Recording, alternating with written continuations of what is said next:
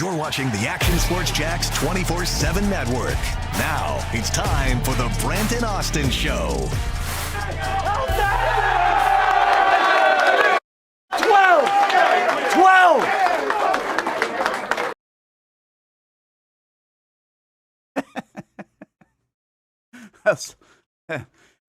For a second, that was all bleeped out. That's a typical Liam Cohen. That's a typical week. Yeah. How about that? Number 12. 12 fist pumps mean off-season shoulder surgery continues for Liam Cohen. And that was a big one, too. And I don't know. That might have been a little bit more of a pissy one than an excited one because you got a feeling like home, everything else. He wasn't too excited about that performance on offense in a lot of ways. But that one seemed like it caught the locker room off guard. They weren't ready for him, so it was almost a little awkward. He came in there hot, and everybody was like, oh, shoot. Oh, yeah. Well, I do know this. They wanted to get the heck out of there yesterday and saw him even coming off the field. There's word that there was some weather in the area, and that was might have been the fastest locker room and home that I've ever been a part of. On the heels of last year where it was the longest one, where we had 6 hours on the tarmac waiting. So what a difference a year makes, I continue to say. Brent Martineau, Austen Lane, Jason Hamby, everybody back here after Christmas holiday. Everybody enjoy Christmas? Wisconsin good? Fantastic, man. It was great, yeah. A lot of fun. So you said you got a lot of snow? Yeah, I mean, there was snow. I don't know if I'd call it a lot of snow. Like where I went snowboarding, there was a lot of snow because there was a lot of man-made stuff. But when sledding with little man and my mom, mom didn't break anything, so that was great. A little worried about her because the hill was not really forgiving at all, a little icy. But yeah, we had fun, man. Good stuff. I think are they getting hammered too? Because like Michigan's getting hammered today. Or the Midwest. I think they're supposed to get like blizzard conditions or today, tomorrow, something like that. But yeah, they might be. I don't even know. Yeah. Hey, when did you get out of there? Yesterday morning, you said? Yes. Yeah. So I literally got back in time when the game started. Oh, good. Mm-hmm. Good deal. Mm-hmm. Flights were working on a busy holiday weekend. We were stuck on the tarmac a little bit, but that's kind of expected. But thankfully, no major travel issues. I mean, unlike 2 years ago, we had to drive from Iowa to Wisconsin because of the weather and everything. So, zero complaints. All right. Hamby, first married Christmas. How was it? Oh, it was unreal. Unreal. It was great. All right. Good for you. Yeah. Off to a good start. Yeah, we had a great time. Nothing insane, but update on Hamby. You still married? Still married? Yes, Tracking toward year one. Did you start any new traditions or anything, Hamby, as a couple? Not really. Yeah. Didn't watch the Christmas whatever feature of great NFL games? Dude, I didn't watch a play Really? on Christmas. Did you watch Harry Potter? You're all Christmas good. special? No, I was operating a sailboat in my in-laws' pool for like hours, and it was awesome. So either it's a giant pool or it's like a little sailboat, huh? Yeah, it's a little. It's a toy sailboat. It's a remote control. Well, glad you got that for Christmas. I didn't get it. It was him, but I did it with my brother-in-law. Dude, zoned out, and they're like, there goes the afternoon. I had a great time.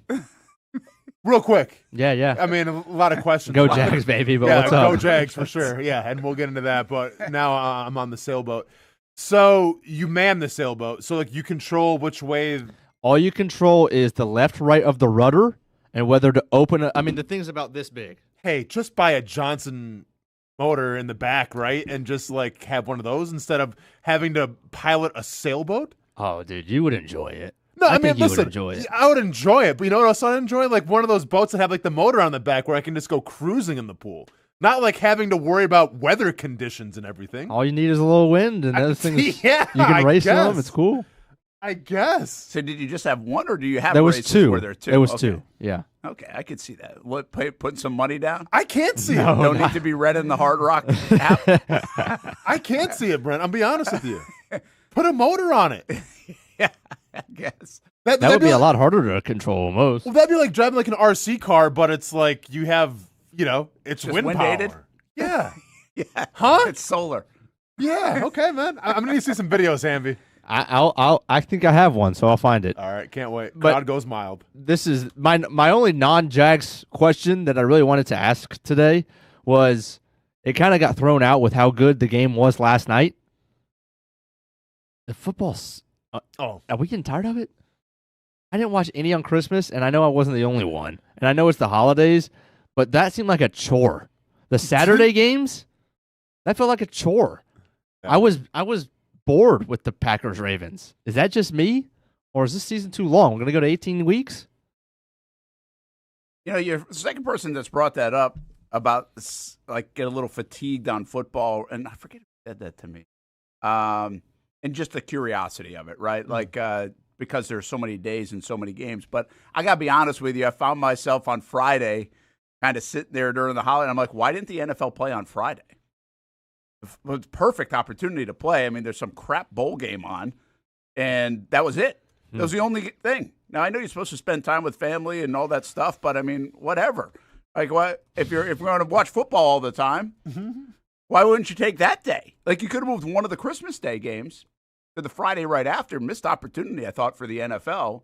And I even thought, I know the games weren't sexy at all on Christmas. They actually were decent games. Like, I mean, they ended up being closer than anybody thought. It had some entertainment value to them. I didn't think the football was great on Saturday either, but there was certainly intrigue for us because of the Houston game. Yeah, I mean, I'm kind of with you, Hamby, where it felt like just let the NBA have Christmas Day and then just worry about the Sunday. I mean, it's almost like it's too much, I felt like. But once again, I think matchups, like, yeah, we're watching the games, but was there really any, like, did you have to watch them? Like, was there any, like, difference whether a team won or lost? I mean, fantasy purposes, maybe. And the NFL shout out to Dallas, give me a point. Well, with the backup quarterback. Or, I'm sorry, a backup quarterback. Well, yeah, I know the NFL can't control the fact that there were 3 third-string QBs playing on Christmas. But, yeah, man, I just was like, all right, I was just biding my time, waiting for the Jaguars to play so I could actually lock in. Yeah, I mean, I guess, like, to that, right? Because it shows me a couple of things. One, you're out of money in your Hard Rock, so you didn't want to spend because of the holidays, so you couldn't wager. Oh, I cashed out on my holidays, man. 2, you're out of fantasy football, and once that's done, people are like, okay, I'm not watching other games. Yeah. I'm going to go back to my fandom. And then if your team's not in it, then the season's kind of over for you. But at least, like, you couldn't wait till the Jags played, right? Because that's now the game you just care about. Because now the fan strikes in instead of the fantasy being a part of it for everybody else. So, I mean, I think there's a little bit of that, right? I mean, I do wonder, there's so much football. And you're not the only one that's brought that up. And to me, it's it could be one of the curiosities why the crowds have been light even in Jacksonville and other places around the country for football at times, even in the NFL. Like, there's so much of it that is there too much of it. It's become part of our culture and Sundays. But is it being too much part of our Thursdays, Saturdays, Sundays, Mondays? Is everybody like, okay, I got to hit the gym, or I got to go play golf, or I got to do something? And it's harder with Christmas, too, because, like, you have to open up, like, there's just... Yeah. There's things you got to be doing besides watching football. Like Thanksgiving, you get away with it because, okay, we're going to just gather around the table, eat, and then just, like, sit our full stomachs on the couch to watch football. Like, that makes a little more sense. Christmas, it's like, we got to go here. We got to go here. There's football on in the background. And it's not traditional. It's just new. Yeah, they just new. Started doing that, right? Yeah. So, hey, anyway. But, heck, Sundays are for watching Jaguars win. Absolutely. Now we'll get into it. The Jaguars, listen, it wasn't – I think it's the third or fourth time you could say other Jags teams don't win that game. They'll find a way to lose it. Jaguars didn't play great football.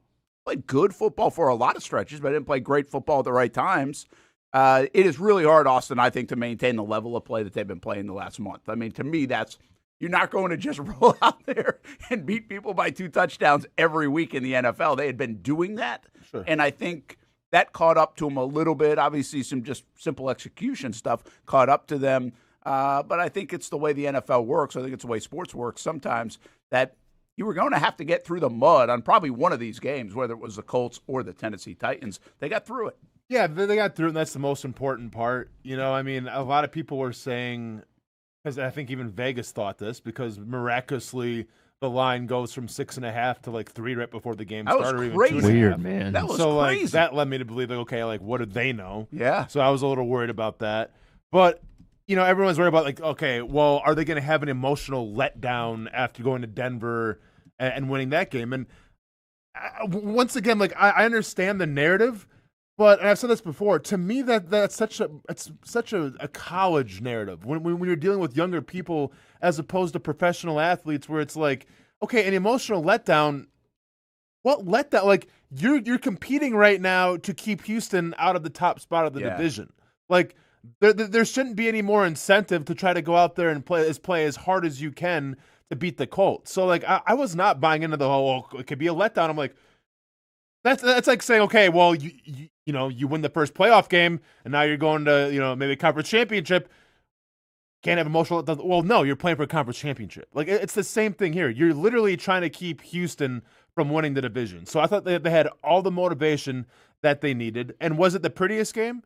Absolutely not. Did Phillip Rivers have some good moments and they talk about him way too much on the broadcast? But I get it because it's sports entertainment, without a doubt. But at the end of the day, it wasn't pretty. There was some mental errors. There were some mistakes. But guess what? You won the football game. And that's all that matters. Yeah, and I think Matt says right here, being down 10-0, and I don't know where that conversation is on the chat, but just, hey, they were down 10-0 and they don't blink again. And there was plenty of football to be played, but then 10-7, then they throw the pick. There are moments in this game where it's just like, okay, well, it's not our day. Like there are definite moments. I mean, even when Liam goes for it and they don't get it on the QB sneak, not our day. I said it. I mean, it did not have a good feel to it. You can feel NFL games. You really can. You've been around them enough. You know how they usually end, especially if you have 2 turnovers on the road and nobody else, and they don't have any. Mm-hmm. At one point, you're like, okay, you don't look up at the end of this game and win usually. So, well, then they manufactured a turnover, and then they got 2. But against that team, the way they were playing, I think just to not lose the turnover battle by 2 or 3 was significant. In the game, and it turns out it was because the Jarian Jones play kind of changed that game to put it back in the Jaguars' favor. Yeah, I think I kind of joke around about this, but I think we have a college high school mentality to sports sometimes, even though we know the way the NFL is, where it's like, hey, they're just going to go win. Like this week, they're just going to go beat Tennessee. It's just not how it goes, man. It's just not how it goes in the league. But I think the Pittsburgh Steelers. Yeah, but the Steelers aren't once again, I think if you're a very good to great team, you win. Yeah. If you're a questionable team, and I haven't really been on the Steelers all year. I just think they're kind of whatever, especially their offense without DK now kind of hurts them. Like I think the Jaguars now are in the tier where they're a very good to be great team. And if you're in that tier, then yeah, you have to beat the Colts. And guess what? You have to beat the Tennessee Titans coming to your stadium. You just got to do it. Yeah. Oh, yeah, they got to do it. And they found a way. I thought it was pretty cool, actually, Bradshaw and those guys at halftime. I just watched the game back this morning, and they were like, oh, yeah, they're going to find a way. Like, they're fine. They're going to find a way. And it was like that was even their perception. Now, you can tell they have no idea about the Jacksonville Jaguars. Like, they've watched literally, like, that first half. Sure. Yeah. But games have been on Fox, by the way, last couple of weeks. So, like, but they seem uninterested by the Jags, which it's just the way it goes. But I just thought that was pretty interesting. Like, yeah, if they continue to do what they're doing, don't worry about the pick at the end. I mean, they're moving the ball up and down the field. Liam Cohen, interesting in this game because I think you can make the case it was his worst game. Now, I don't know how I don't he come away with the win, but I don't think it was his best game. Yet I don't know how, even in my mind, how critical I want to be of a guy that just won his 12th game. But my point is, the hook and ladder, a little too much because it didn't work. I mean, should it have worked? Yeah, they practiced it. It's a simple play. Catch the ball, ETN, right? I mean, it should have worked. Now, I don't think it goes anywhere. I watched that play back a few times. I don't think that thing was going anywhere. I think they had it snuffed out. Mm-hmm. But a lot of people are like, oh, that would have worked for a touchdown. No, it wouldn't. No, it wasn't going those anywhere. People need to rewatch the yeah, film, it wasn't going anywhere.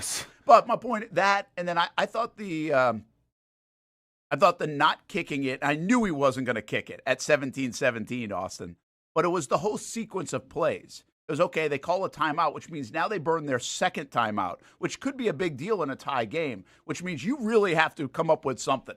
They came up with, from about 1.5 yards away, a quarterback sneak over a center that's played 2 games, and it went nowhere. Like, there was nothing to the play. But I just thought that whole sequence of, you could kick to take the lead. Most people would. I know Liam's not going to because they think they can get 1 yard. And then, okay, you really got to come up with something. Nah, just QB sneak from 1.5 yards away and nothing. So there were a couple of those instances where I was like, I don't think he's at his best in these big moments. And I'm sure he was good in a lot of other spots. They racked up almost 400 yards. So, all right. So first, because breaking out a couple of things, the whole hook and ladder thing, don't need to do that anymore, right? And that's the thing with like trick, because it's a trick play, right? Trick plays you should have designed when you're desperate, like you saw with the Bills and Eagles, or you need a momentum shift. They didn't need any of those. They didn't. Like they were driving down the field. I thought it was a great game plan, that opening drive. Brenton Strange in that tight bunch formation, a la the Los Angeles Rams that run it a lot. And the Colts had no answer for it. And the genius was with Brenton Strange kind of being in that slot, being off the line of scrimmage a little bit, as opposed to being a traditional tight end, is that when they would blitz, either you had a linebacker who was a mismatch or you had a safety who was a mismatch. And they went to Strange a couple of times. Like, I definitely want to see more of that, because now you're starting to use Brenton Strange like a Jimmy Graham in his prime or something like that. And you can definitely win with that. So I did like seeing that. And the Colts had no answer. So then when you're driving down the field, you're having success, why you decide to switch it up and go, hey, let's do a hook and ladder here just for the heck of it? Like, and I get it. It's a pretty safe play, you would think, because, I mean, it was a fine, pitch. It's just you got to catch the ball, ETN. Still think you should get paid, but you still got to catch the ball regardless. I did all this damn math. I thought it was his fumble, and then I was like, "Oh, shoot, it's not even his fumble." Yeah. Because it really was his fault. Yeah, it was his fault. I mean, it's a perfect throw, but it's the pitcher's fault or whatever. But I guess on fantasy football purposes, which helped me out, the guy I was playing. So then, so that happens. But then also the fourth down, like, that was Nick Sirianni. That was having an ego, because, and if you watched how the game transpired, and this is where, like, I'm starting to think Cohen's got a little more Sirianni than maybe he wants to let on a little bit. Because if you remember how the game started, Jaguars drive, turnover, Colts score a touchdown off it, and it's kind of a physical touchdown because Jonathan Taylor's just running between the tackles, and the Jags had no answer. So you go from having Brenton Strange kind of split out and everything to these tight bunch formations, and the second drive you come out with, oh, let's go 2 tight ends and we'll run the football. So it almost seemed like Liam Cohen wanted to send a message and say, all right, well, you're trying to out-physical us. Now let's look what we got, right? So now it's like you're kind of in your emotions a little bit. And then with that fourth down, I think it's a classic example as well, where it's like, well, we can get a yard against these Colts. What are we doing? We don't got to get fancy anymore. Let's just get that quarterback sneak and let's go. And fortunately, you didn't get it. Well, and the decline penalty. Which, again, I think a lot of people would do that in that spot, 2nd and 2 or 2nd and 1. Like, I kind of get what he was doing. But it also is like, don't worry, we got the yard. Like, which he's kind of right, you should. But also, look what can happen. You can go back to 3rd and 11 and then have to punt it away. Like, that's a tricky one for me. I take the first down. Here's why I take the first down. Because, first of all, it's a new set of downs. Also, it's 5 yards closer to potentially kicking a field goal to make it 6, if you get stuck. But I get the thinking in that. It's just, this is what's interesting. I don't think the stuff worked. Like, I think his reasoning on a lot of it was probably pretty good, but I don't think it worked. And so, therefore, it came across as, like, not the best. And, I mean, they couldn't figure out, by the way, the protection enough or whatever. I don't know if that was more on schematics, more on just getting outnumbered, out chess matched a little bit. Trevor not getting in the right protections, offensive line being new people. But, I mean, golly, he got hammered yesterday. Well, yeah, and there was, I mean, there's communication issues. Like ETN, the running backs didn't do the best job sometimes of stepping up and taking their guy. Like, yeah, it was there's plenty of blame to go around. But, like, that's, you knew what it was going to be if you're the Jaguars offensive line. Like, this is what the Colts do. Like, and this is what the Jaguars did early on in the season, where they're going to show like 6 or 7 are blitzing. They're going to drop some back, and you got to figure it out. Do you think the running backs got not bent? Well, maybe a little bit, not benched because they came back in, but taken out when DJ Dallas went in there?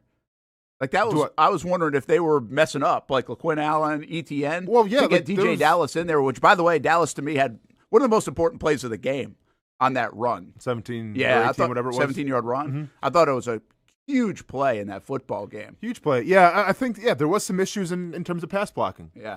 And I think everyone, like I said, kind of shared the blame a little bit. So whether that got DJ Dallas in there a little more or not, but yeah, I think they're trying to find the right combination to try to keep Trevor upright. So this is what it's like to win 7 games in a row where you can complain about a lot of things. Hasn't been a lot to complain about in Jacksonville. The kick return team was terrible. Golly. So they just get it out of here. Kick it out of bounds against Tennessee. Every time. Seriously. Yeah, Especially because with that's DK. their big weapon. Kick it out of bounds against Tennessee. Well, they did last Don't even time. play the game. They didn't kick it to them last time. And do it again. By the way, the Jags kick return team has been very good at times. They've had a couple of games where it's been spotty as hell, and that was one of them yesterday. Like, it was brutal. The defense, though, really settled down, and I was curious how Campanile was going to deal with this whole thing with Rivers.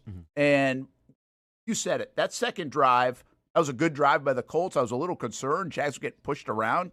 And at that time, I don't know what the Colts were thinking because they had 11 rushes with Taylor at that time after drive 2. You got to halftime, they had one more carry. They didn't give it to him. And really, they took him totally out of rhythm, or the Jags just got better, however you want to say it. But I felt like Steichen was playing the storyline.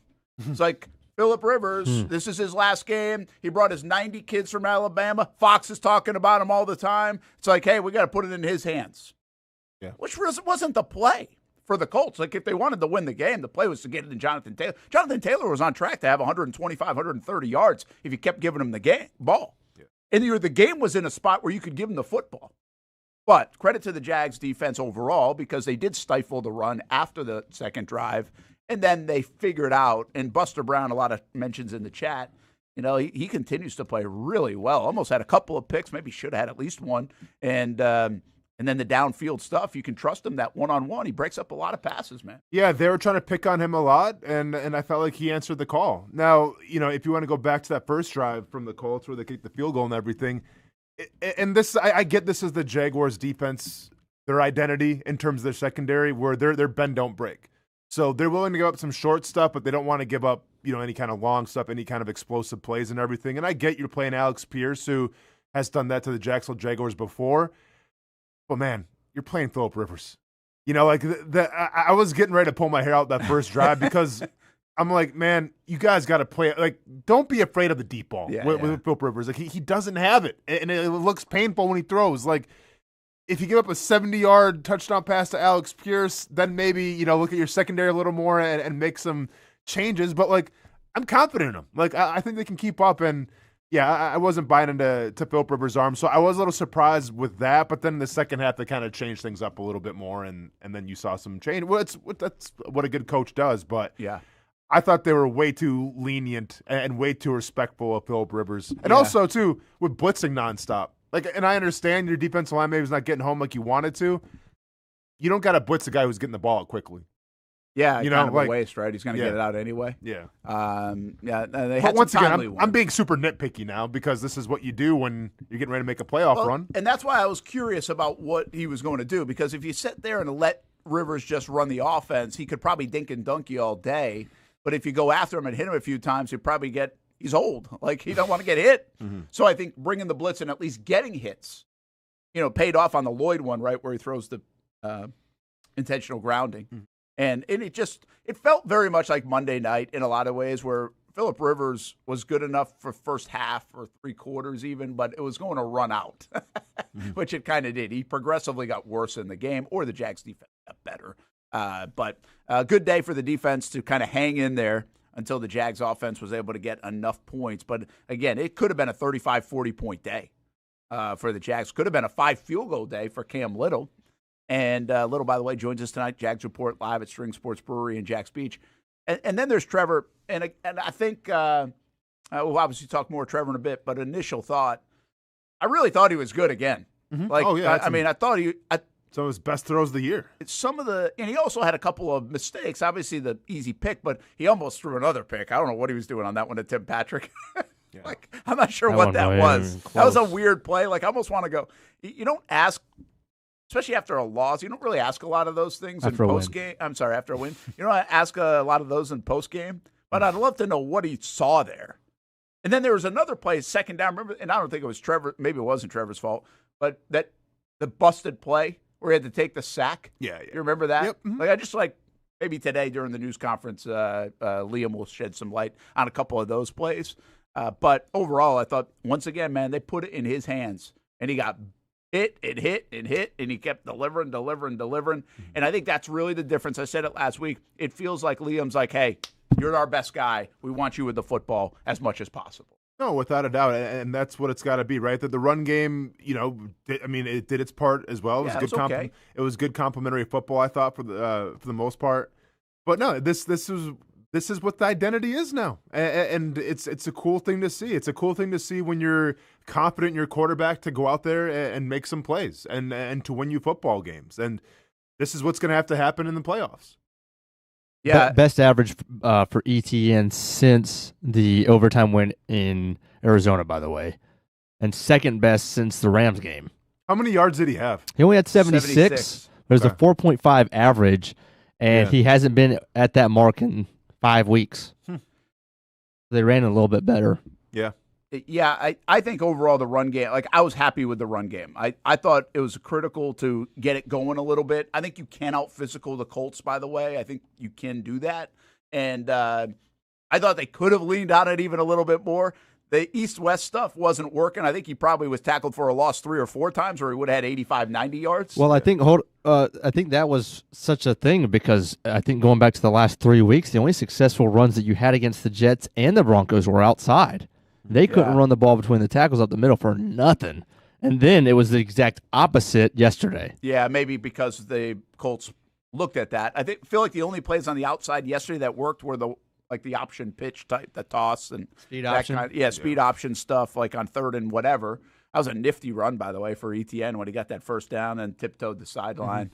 And Trevor using his legs again. I mean, I just feel like right now, Austin, you're looking at players like Parker Washington, specifically Trevor, I think even some ETN. The game, when I watch it, it looks so slow to them. And they're just like, they're really just playing ball.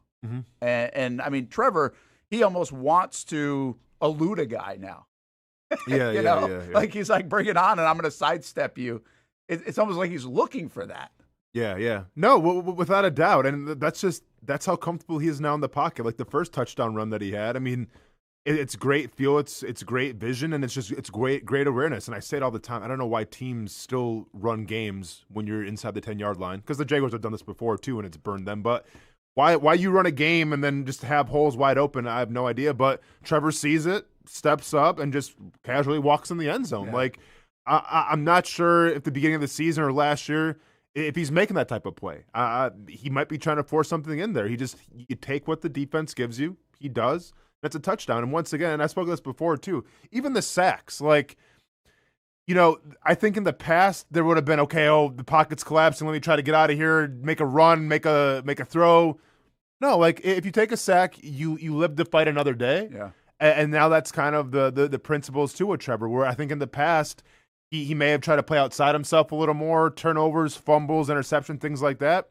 You just take it and you live to see another day. And that's kind of refreshing to see as well. Yeah.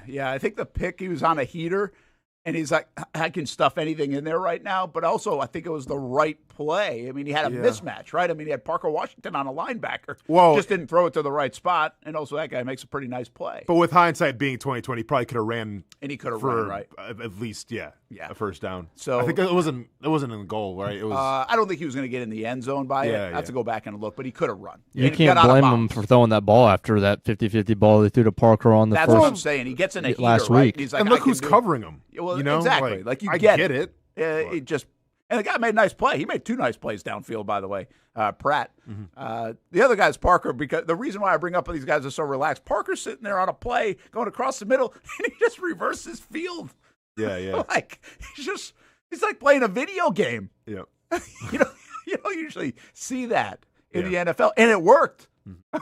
He goes all the way across. I thought he was going to score. I thought he had the angle, and he got pushed out of bounds. So it's the matchup that they wanted. It's just, it was a good play by Pratt, but at the same time, maybe just run it. Yeah, on that one, for sure. Okay, let's take a break. Brent Austin Show, Action Sports Jax 24/7 Network on a Monday, 7 in a row for the Jacksonville Jaguars. And now the playoff picture gets insight and we will see who the Jags end up with.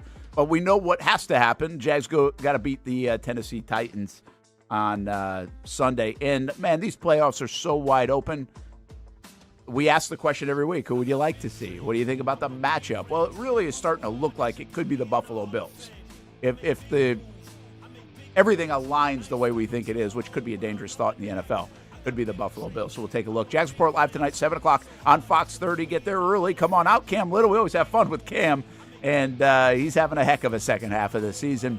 He will be our guest tonight. And then Jaguars All Access tomorrow goes back to Springfield. Again, it's a Tuesday edition because of the holiday, but goes back to Springfield at String Sports Brewery. Let's have some fun tonight. Let's have some fun this week. We'll see you at the bank on Sunday. Get your tickets. Get your friends there.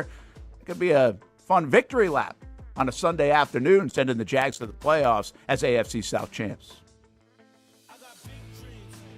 When it's time to get a new car for anyone in your family, just remember, nobody but Nimnick, the #1 Buick GMC dealer in Jacksonville. Get the latest price breaks on 2023 and 2024 models or the newest 2025 vehicles in the showroom on Phillips Highway or shop online at nimnickbuickgmc.com 24 hours a day. GMC Sierras, Yukons, and the redesigned Acadias, or get the all-new redesigned line with Buicks. It's nobody but Nimnick, and part of the reason why is this is a first-class buying experience here at Nimnick Buick GMC. You're not just a customer, you're a friend. This is about getting a vehicle that best fits you and getting you on the road, and also helping you and your family down the road.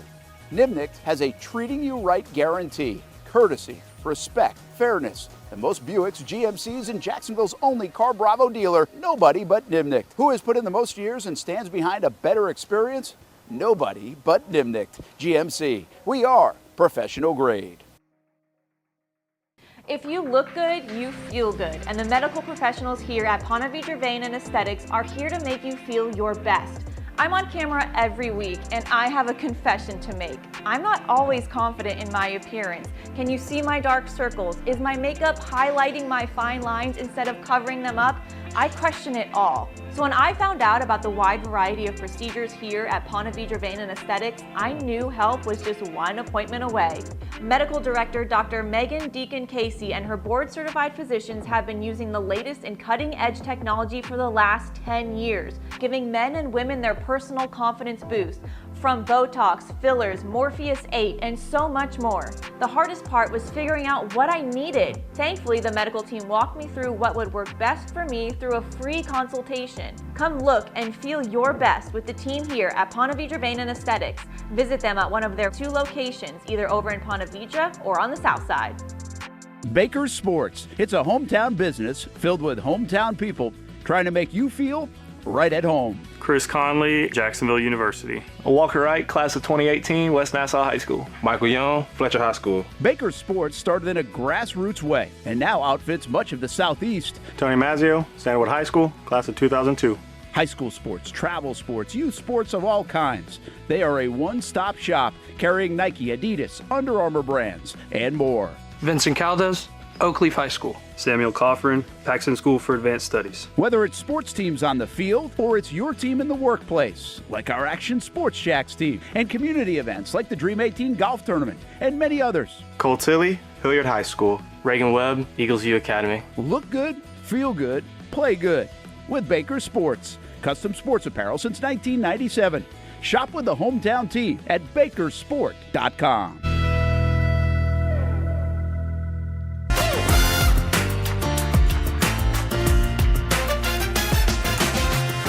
Empower a future, inspire a dream. It's a bold but simple mission for the Jacksonville Police Athletic League known as Jax PAL. Help the next generation of kids in Jacksonville shape a brighter future. Their after-school programs, teenage leadership programs. There's community outreach. It's been just an awesome opportunity to be out here with my colleagues and do something good for the community. It's really been an interesting opportunity to just see everybody work together in a way that we don't normally in the office. And there's sports.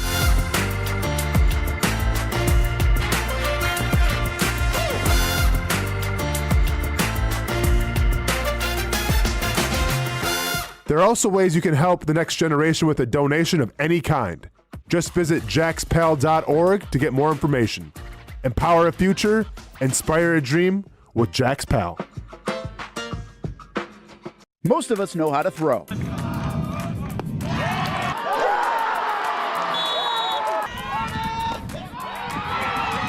But you need to know what to throw. I'm not talking about footballs, baseballs, softballs. We're talking about those items you need to recycle. Republic Services explains it easy. Recycling simplified. 1.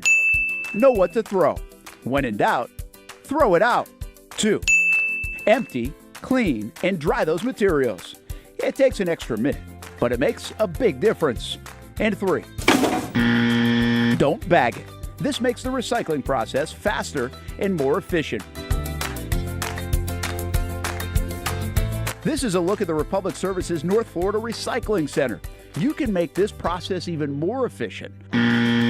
By utilizing those 3 steps, Republic Services can help you become a better recycler in your home.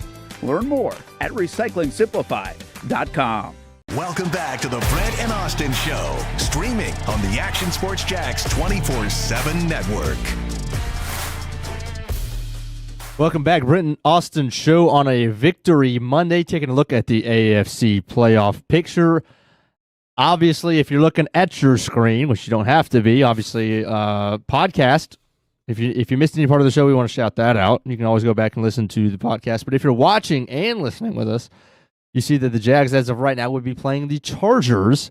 But that is not expected to stand because the Chargers play the Broncos next week, or this week, we should say. Yeah. And with Justin Herbert not even a guarantee to play, it obviously looks like the Chargers and the Bills will swap spots, and so that the Jags would then host the Bills. What would we say, about a 95% chance at this point? Not trying to cause anything, not trying to stir anything up here. If you want to clip it and get some views, by all means, please do it. Let me ask you guys this question. Would you rather play the Buffalo Bills at home, or would you rather travel to Houston to play the Texans? I'd rather play the Bills. Hamby? I agree. Really? And I'm on record saying multiple times that, I wouldn't mind playing Houston. Yeah. Yeah. But every single time, look, when we talk about the Bills, I think the entire fan base is pretty much on the same page with this. Okay. Where it's every time you watch the Bills, you're like, this is it? Mm-hmm. Like, that's fair. What happened? But then Brandon Cooks plays for them? But then the entire fan base also knows you don't necessarily want to play Josh Allen in the playoffs, where he can do what he did when they played the Patriots just a few short weeks ago and scored 21 points in a flurry. Mm-hmm. Just like that. Yeah. When you're down 13-0 and your offense looks like the worst in the league against a good Eagles defense yesterday, and then one snap of the finger and you're a foot away from winning the football game. Yeah. They're the only team in the AFC that can really just snap in and snap out like that, where if you get them on their bad day, the Jags will boat race the Bills. Yeah. But no.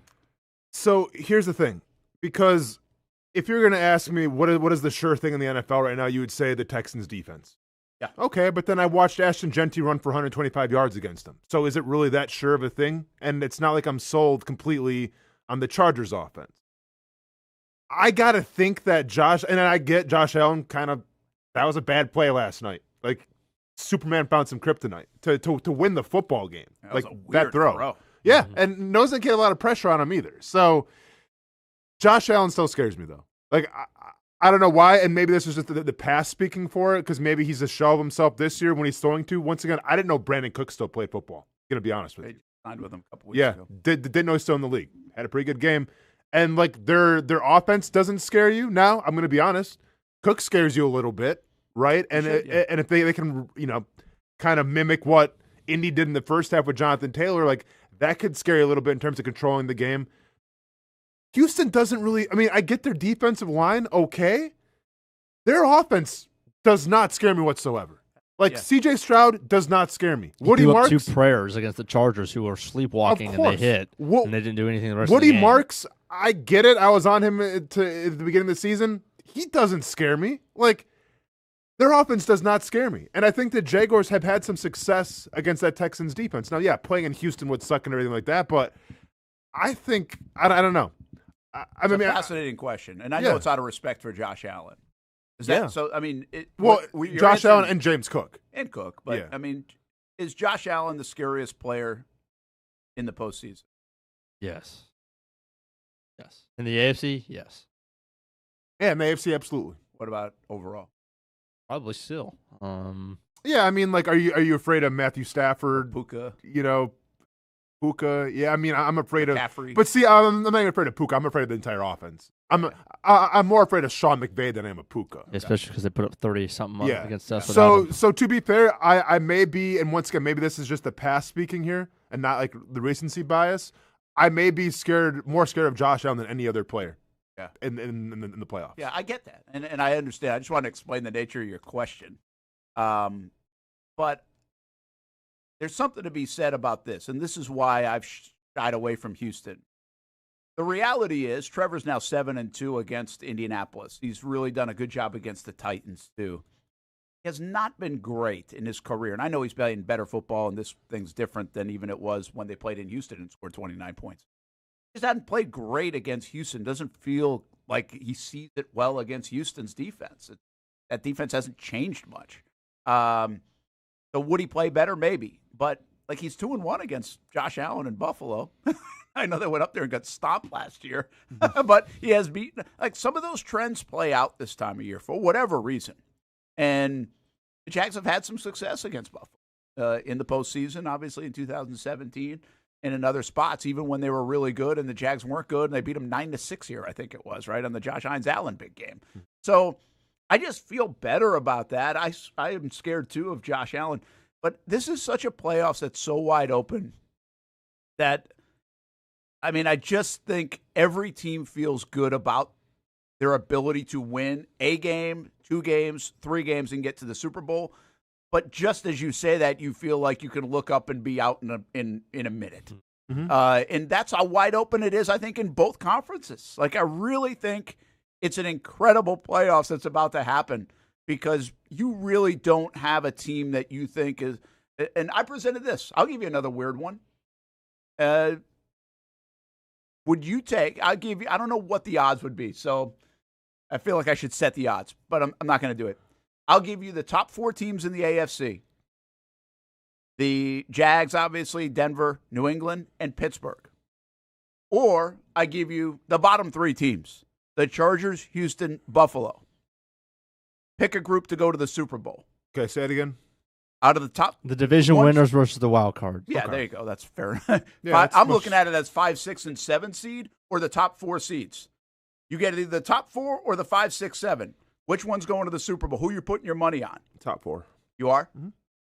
Yeah, I think at this point, and I know what you're saying because obviously that would be the heavy favorite. But if you offer decent odds, I think I'd be tempted to take the 5, 6, 7. Yes. Yeah. And that's even with the Chargers looking like they wouldn't even really contribute. Yeah, but see, the thing about the Chargers is they look like ass the other day, and they still almost won the football game. They had a chance to win the football game, and they had won 6 out of 7. Like, people are missing that. Their defense is really good. Their defense is really good. And Herbert can do what Trevor's doing right now, or Josh Allen kind of things sometimes. Like, and he also can look really bad sometimes. A couple of really bad sacks. But, I mean, Gadsden had an awful game for them. He did. And cost them. Their kicker cost them. And they played terrible. And they still almost won that game. So they're capable is my point. I think Harbaugh is capable of making it happen. I wouldn't put my money on them based on their offensive line and their injuries. I get it. But same thing with the Bills. I don't think their football team's very good right now. But that dude's really good. And how many times did we say that about the Patriots and Mahomes over the years? You know, he's the best player left, to Austin's point. And then there's Houston, and they've got the number one thing that anybody could have in a playoffs. They've got a defense that isn't giving up more than 20 points. You go to every game knowing you ain't giving up more than 20. So, like, that's a hell of a thing to have. Yeah. So it really makes you the Raiders. Well, yeah. Well, yeah. Oh, dude, I mean, I think that listen, that was a game they obviously had to win. Yeah. Like it wasn't just like they was 21. brushed They off gave up. yeah. But I mean, okay, No, I get it. you watch the game, like they look beatable against the Raiders, and I don't think the Raiders are that good. But I get it. In fairness, though, I it think could have been a one-off. We got to be a little careful because the Jags, I don't think, look like Super Bowl contenders yesterday either. Sure, right? I mean, it's But- just the whole compilation of the way they're playing. I understand, but I also think the Raiders might be next to the Jets the worst team in the team, yeah, NFL fair with the worst quarterback in the NFL. I mean, the Jags went to the brink with them as well. I know, 2 man. months ago. Don't sleep on the Raiders, I guess. They're feisty. But I mean, it kind of comes down to what are you more scared of, the overall team or the player? Yeah, and here's the question. Maybe you shouldn't be scared because your team's pretty damn good, right? That's what I'm saying. Don't worry about anybody else and the Jags have done a good job of this. But they feel if they play their A-level game, they can beat anybody. And I would agree with that. I mean, I don't think they need special things to happen. Their level of play is move the football, score some points, probably right around 30, and then also come up with a big play or two on defense and stop the run. Like, that's been a formula that hasn't been a one-off or, like, I don't think they're just on a heater or anything like that. I mean, that's a pretty reliable formula right now, especially if they can find the run game. So, hey, it's fascinating. I think the NFL's got it cooking right now with this postseason. I think it's an unbelievable. Let me read you this postseason. comment. Hold on. Let me. 48X Boots says the commentary on Buffalo is so funny. Stop acting like there's some boogeyman. Josh Allen on the road versus T-Law is advantage Jags. Yeah, I would agree. I mean, Jags are a favorite, I think, in the game. Oh, I think, absolutely, right? for sure. So, yeah, that's what I would say. I would say I'm not afraid of anybody. And I don't know if there's anybody in the league or in the AFC that you're like, hey, I want to play them. I mean, I guess everybody want to play Pittsburgh. Yeah. But you got to, like even Houston, let's just say they get that. They're going to have to go to Pittsburgh. And that's going to be like a 3-point game. So you got to get something to work their way, right? Yeah. Yeah, I mean, I guess it comes down to, like, if you were going to start Or Baltimore. I guess Baltimore could win that. If you're going to the playoffs, what quarterback do you want at the helm? Yeah. Do you want Trevor? I mean, you can make an argument. Trevor's playing maybe the best football right now, but, like, would you rather have you taking Stafford, you taking Josh Allen, you taking Trevor? Well, I think right now you could just leave the NFC out of it. Okay. I mean, because we'll see. You're going to eliminate 6 of those guys Well, I'm just, anyway, just, right? just for the sake of the argument, though, I'm like, what quarterback would you want? Stafford. Over Allen, too? Right now, I want Stafford. Okay. Yeah, because he's healthy and he's got more at his disposal. Yes. Okay. I would take that. And then I probably would go Josh Allen. Okay. And by the way, I know Drake May's been awesome, but I don't know how high he is on my list going into the postseason. Maybe he should be higher. And yeah, I mean, had a good game against the Jets. That's Well, he's that's had a what good you wanna- game. He's had yeah. MVP Looks like he caliber probably season. he probably locked up the MVP yesterday. Who? Hey. No. This isn't even a rate. How could Stafford not win the MVP? In the AFC. Well, there's It's only not one, an there's only one AFC MVP. award. Oh, shoot. I'm. Zins are hitting him. No, it ain't that. I need to go to bed.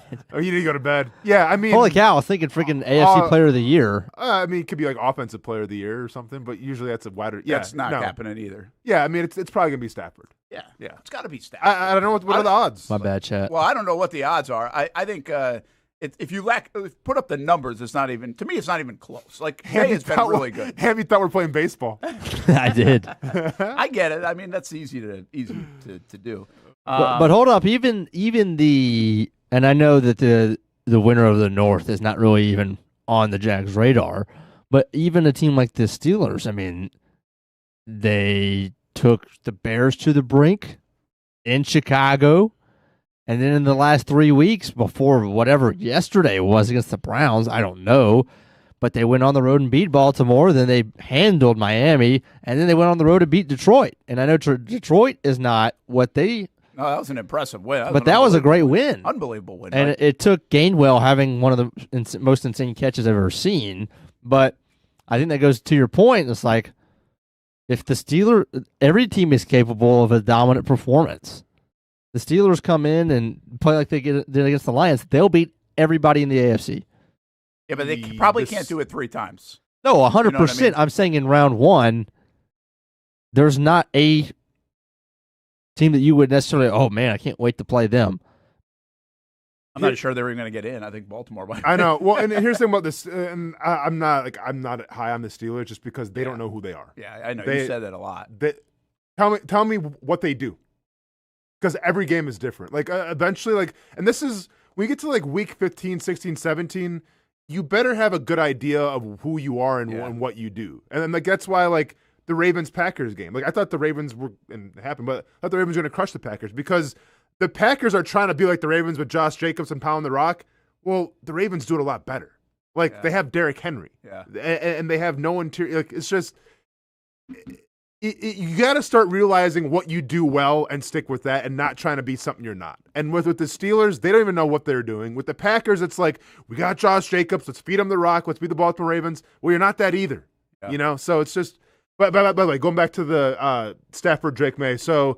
Most books have Stafford as a -250 favorite, Drake May +175. Yeah, that sounds about right. And then everybody else is, you got Caleb Williams +15,000, Josh Allen +15,000, Trevor Lawrence +15,000, and then Justin Herbert +30,000. Yeah, I mean, it is a two-horse race, but I don't even think it's a race. I think Stafford's got 10 more touchdowns than him, and he's obviously played a tougher schedule as well. I think that should factor in.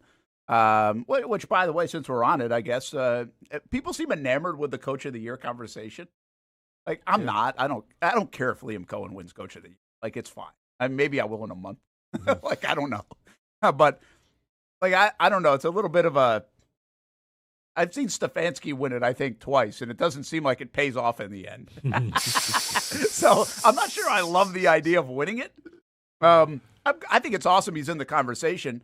I also think. You could really make the case. Somebody made a great case for it yesterday. I just haven't had a deep dive. We already know, like one Pro Bowler, your long snapper is the Pro Bowler. Okay, that says a lot about your coaching staff.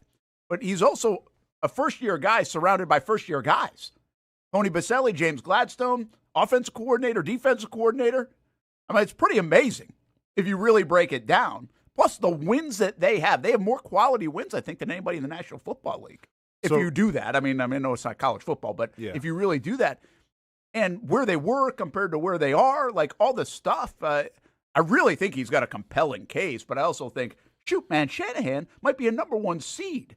Vrabel, Ben Johnson, McDaniel. These guys have been McDonald. Sorry, I was keeping McDaniel. McDonald. These guys have been sensational. So if you want to go with those odds right now, +125 for Mike Vrabel, +300 for Kyle Shanahan, +700 for Mike McDonald, and +1,500 for Liam Cohen. And I think each one of those guys have an argument why they should be Coach of the Year. Like I think Liam Cohen's argument is like, hey, look at what they were last year. We lost all our draft picks essentially. We don't have really anybody playing set aside from Milam when he's in, and then we'll sprinkle on Tootin every once in a while. We have one Pro Bowler who's a long snapper. So, like, I think that is grounds for, well, if you don't really necessarily have, like, the household name players, and I get it's a small market and everything, but I guess the coaching's got something to do with it. But at the same time, you can go Vrabel and say, okay, well, look what the Patriots were last year. They might be the best team right now in the AFC, record-wise at least. So I get that. With Kyle Shanahan, it's, well, you play in the hardest division in football, and you lost your starting quarterback for how long, and you had Mac Jones in there, and we saw Mac Jones worked in Jacksonville. So it's like, okay, given that you had all the injuries of George Kittle, you had a lot of guys out on defense. A ton of guys out on defense. They give up 40 a game now. Exactly. So Kyle Shanahan might have a case. I think Shanahan has a really good case, especially if they win.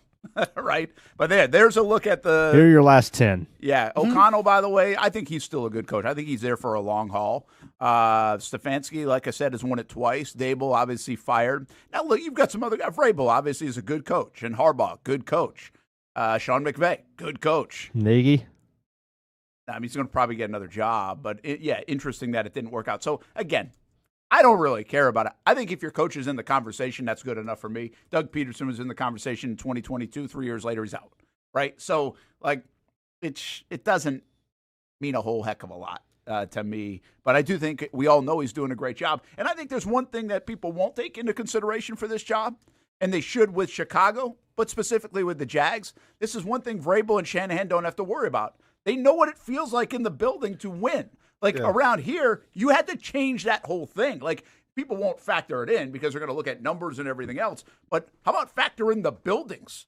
In Chicago and in Jacksonville, you've had to change that whole deal now, how it feels inside there. And that's a tough thing to measure, but you definitely didn't have to do that with tradition in San Fran, even Seattle's recent history, and definitely New England. You didn't have to do that. No, yeah. Who do you think's you think Vrabel's getting it?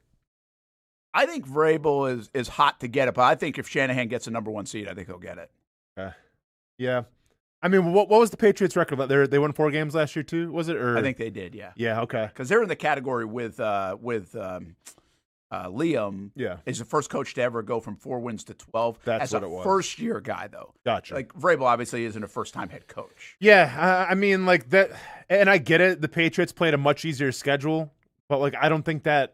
I think it has to go down to record. Like, who's the top team in the AFC right now? Well, it's the Patriots. Yeah. Right? And how many Pro Bowlers do the Patriots have? Well, they have one more than the Jaguars. They only have 2. Is that what they have 2? Yeah, they have 2. Who is it? Drake May? Drake May and Christian Gonzalez. Oh, Gonzalez. Duke from Oregon. Yeah. Good player. Yeah. So, hey, listen, like I said, there are 2 things, and we've been saying this a little bit, 2 things I think are pretty cool going on in the National Football League right now. Like, they need more help. And I know some of these games and backup quarterbacks and length of season is a thing. But there are some really good coaches right now doing a great job and seems like in a good place, in a right spot. It seems like there are fits. Now, that can change in a hurry.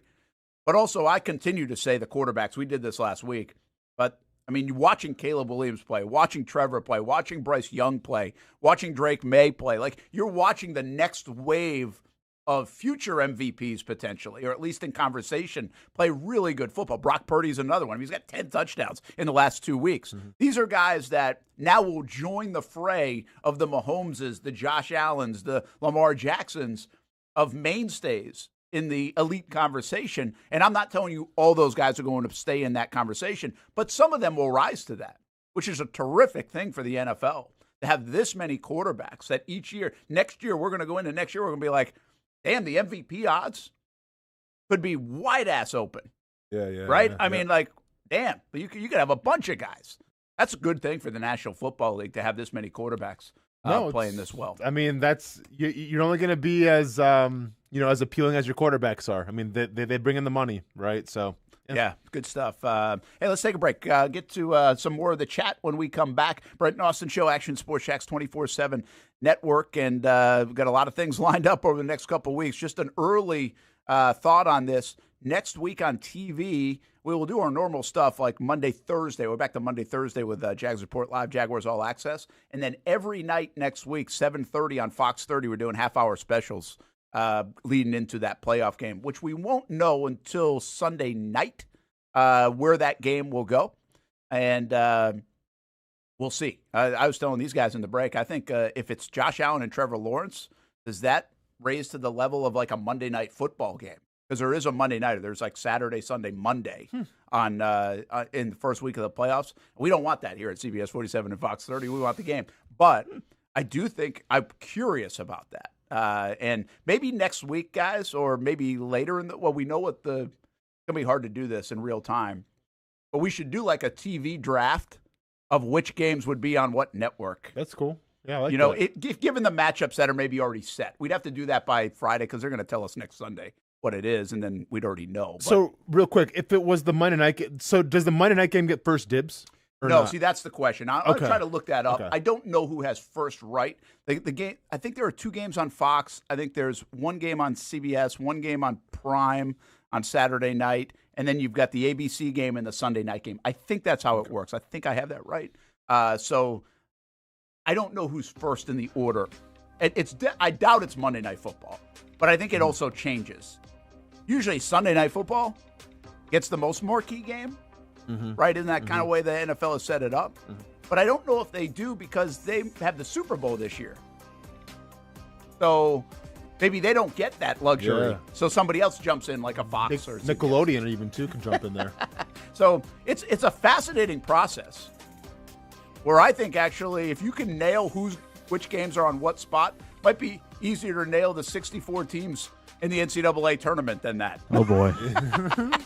Because there are a lot of different facets, but I'm intrigued by it. I know everybody's going to ask the question all week. They've already started asking. When are the Jags playing? They playing Saturday or Sunday? Well, they could play Monday. Yeah. Next week. Be interesting to see. We'll be right back. If you don't see a pit, it ain't legit. When you hear that, you think Bono's Pit Barbecue, a staple in Northeast Florida now for 75 years. A place that feels like home with friendly service, a meeting place for friends, family, or business occasions. On the menu, the corn nuggets are a favorite in our house, but there's something for everyone. Sandwiches, platters, salads, sides, desserts, and family feasts. You see Bono's all over the place in Northeast Florida. You know, there are almost 20 locations in the Jacksonville area now, so stop on by, sit down, and dine in with Bono's. You can also take it to go. There are drive-thrus in many of the locations, and they have delivery options too. Just download the Bono's app to make things easy. I signed up for the loyalty program, and you can too, to get special offers. If Jacksonville is home, few things feel more Jacksonville than Bono's Pit Barbecue. Celebrate 75 years and many more to come. Bono's Pit Barbecue. If you don't see a pit, it ain't legit. People helping people. It's at the core of what Alive Credit Union is all about, and it's been that way for over 70 years. From the start in 1954 to today, the mission remains to inspire financial wellness and give you a financially fit lifestyle. Alive Credit Union and its employees are committed to not only serving their valued members, but also our community here in Northeast Florida. I had a chance to see that commitment firsthand as Alive partnered with our Action Sports Jacks 24/7 team to bring you Armada men's and women's soccer broadcasts. Inside the 18, it is a shot, and it's a goal! Chloe Chivers! And that connection to the community continues with Alive Credit Union's support of the Police Athletic League of Jacksonville. Alive Credit Union's commitment to our community also involves serving the financial needs of all first responders through the recent merger partnership with City and Police Federal Credit Union. Join the community and become a member of Alive Credit Union today. Find out the many ways you can be inspired in financial wellness at alivecu.coop.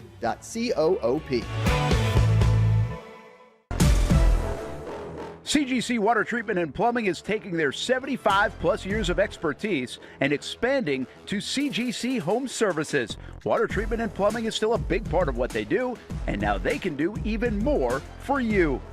Home services like kitchen and bathroom remodeling, showers, sinks, faucets, toilet repair, backflow testing, and the list keeps going. Find all they can do at cgchomeservices.com or give them a call, 904-298-7052. It's a new look and a new name with the same expertise. They've been serving homes like yours since 1946. CGC Home Services, right here in Jacksonville off St. John's Bluff Road, 904-298-7052. And visit cgchomeservices.com. Florida license number CFC 1432579. In this video, I'm going to show you how to easily access Action News Jax Now using your Roku device. First, launch Roku. Next, use the menu list to scroll down to the search feature. Then, use the remote to enter Action News Jax into the search bar, and then click Action News Jax thumbnail. Once you see this screen, go ahead and select Add App. Wait a few seconds for it to install. Once it finishes installing, press the star button on your remote and click on Move App or Move App to the top. Finally, select the app back on your home screen to open it. Now you can watch all the great content on Action News Jax Now. Live daily breaking news. We have breaking news happening right now in Clay County. First alert weather and traffic. Looks like we have a tornado warning. Let's take a look at that. Action Sports Jacks 24/7. We've got the Brent and Austen Show daily, live sporting events, and long-form interviews you can't see anywhere else. And shows like Law and Crime and much more. And that's how you access Action News Jax Now using your Roku device.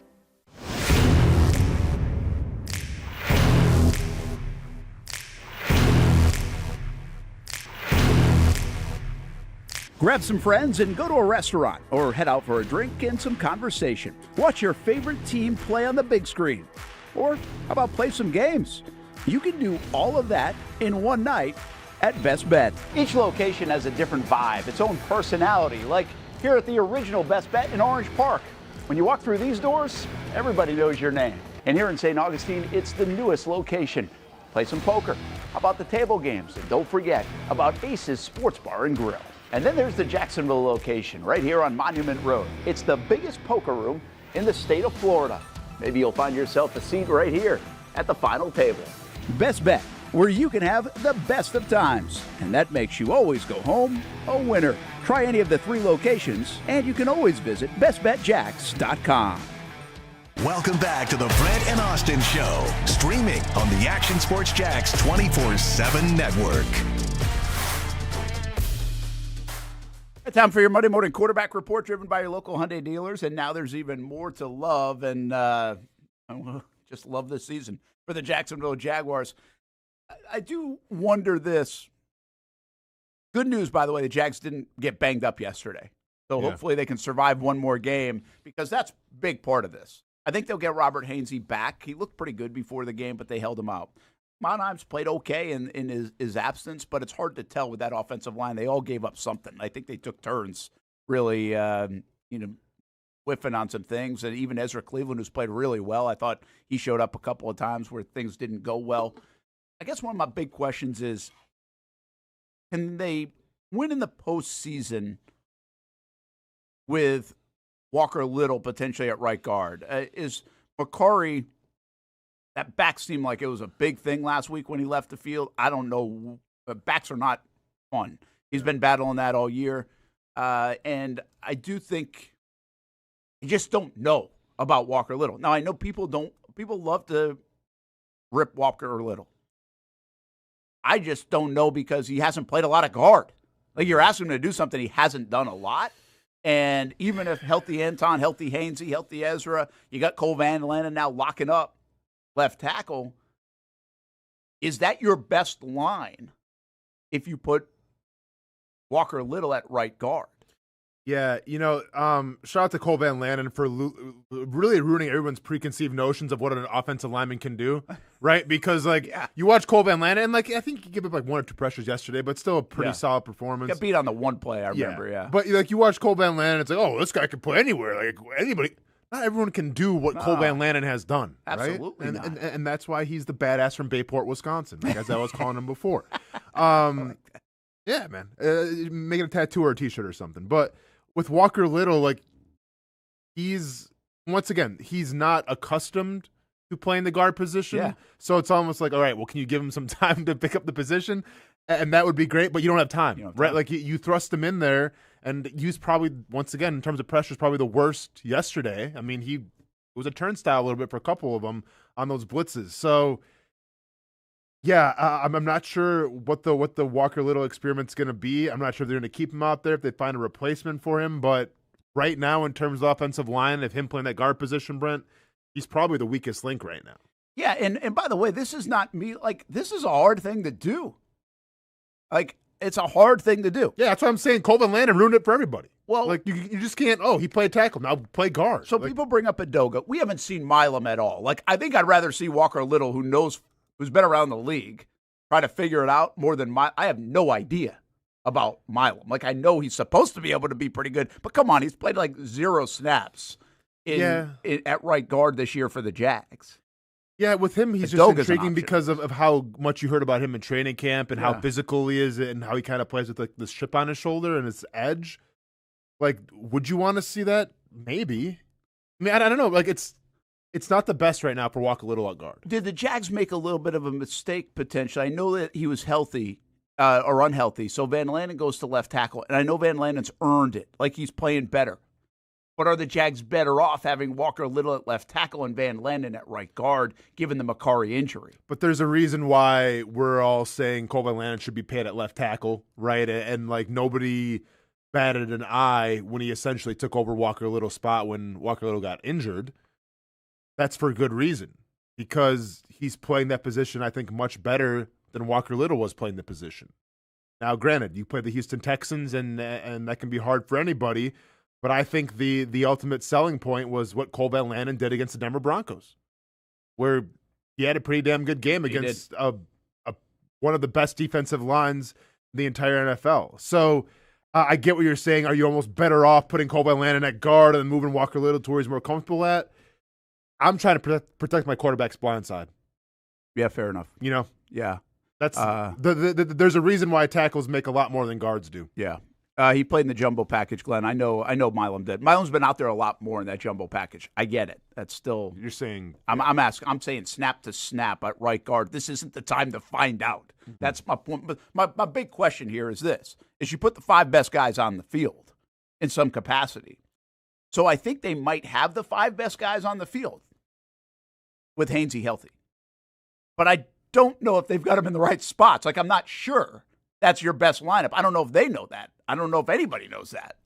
And it might change week to week. So I totally get what you're saying. I'm not even suggesting it. I'm just curious about it. How they it's a bit of a concern because, again, we don't have a lot of evidence on Walker Little playing right guard. And I know I'll go back to what I said earlier in case you missed it. I know people love to, like, hammer Walker Little. That's not what I'm doing here. You're asking a guy to come in and play a position, lock it down in a playoff run, and in a place that he's really had very few snaps in his career doing. And that's maybe part of football, but you also have some other guys that have actually played the position that you could shift around or potentially put in place to make up for it. But here's the thing with Walker Little, though, when he played tackle. Gave up 9 sacks. And that, so in terms of, like, the rankings, he was 82nd out of 84 tackles in the NFL in terms of sacks given up. Like, that's not good enough. And then in terms of penalties, he gave up 8, and that's 68th out of 84th at the tackle position. So, you know, he wasn't playing that position really well, Brent. So I get the decision, and if it's me, I'm going to keep him at guard and hopefully it works out. Or if you have to bring up Milam, so be it. But I have a hard time moving Cole Van Lanen when he's playing at such a high level at the tackle position because that's kind of what was missing on that offensive line. Glenn says good game for Jonah Monheim, said it earlier. And Monheim, if he comes out of this game and they like what he did, could you potentially think about putting him at right guard? Yeah. Like another option. So the Jags have options here, right? Yeah. They do have options. So we'll see what they do. The bottom line is they haven't been reluctant to move people around, you know? And we'll see exactly what they do. Just part of your Monday morning quarterback report driven by your local Hyundai dealers. And now there's even more to love. And right now you're loving a 7-game win streak for the Jacksonville Jaguars. Any other areas, right? This offense does seem like it's going well. Brenton Strange is heavily involved. Jacoby Myers, if you go back and watch, like every play Myers is a part of seems like it's a big play. Yeah. I mean, the catches yesterday, I went after that, I think he had 5 catches for like 39 yards. 4 of them were big-time plays. And even the 5th one I found out after I tweeted it this morning that it was a 3rd down and like 6 catch that I went. And on the ETN 3rd and 3 run, he springs him with the block on the outside. It seems like every big play Myers is a part of. It's really amazing what he's brought to the table. And I know 5 catches for 39 yards isn't sexy. No. But what he's doing is damn sexy for the Jags. And they were sexy catches nonetheless, though, man. Great catches. 6 catches? He had 6. 6 for 39. Okay, so nailed the yards. No, it's I mean, dude's got the hands. You know, like you hope some of that can wash off on Brian Thomas Jr. a little bit as well. But. Well, so then there's that part of the story. Like, this is once again, guys. If this was a loss, you wipe away the 7-game win streak. I think BTJ might be in our headline today. So here I'm going to take you real time yesterday. Mm-hmm. Before the game, I was talking to Demetrius and D-Rock in the press box, and we brought up about Brian Thomas Jr. And here are my thoughts before the game specifically. I said, I really think right now he is a super valuable part of what's going on offense. That's, you know, schematically way better. But like Sauce Gardner's on him yesterday. Pat Surtain was on him the previous week. To me, you have a chess piece on offense that is also helping out guys. I know Myers is getting a lot of credit, and he should, but he's also helping out guys like Myers and Strange and Parker because he's taken attention. One of their best players' attention is going to Brian Thomas Jr. because they fear his speed. He's got something that you fear on defense because of his speed and that ability. Sure. And so I think right now that's a big part of it, even if the numbers aren't crazy for Brian Thomas Jr. I think he's actually a big part or big reason why the Jaguars are scoring the way they're scoring and their offense is moving the way it's moving. Could it be better? Yeah. Now that was my conversation before the game.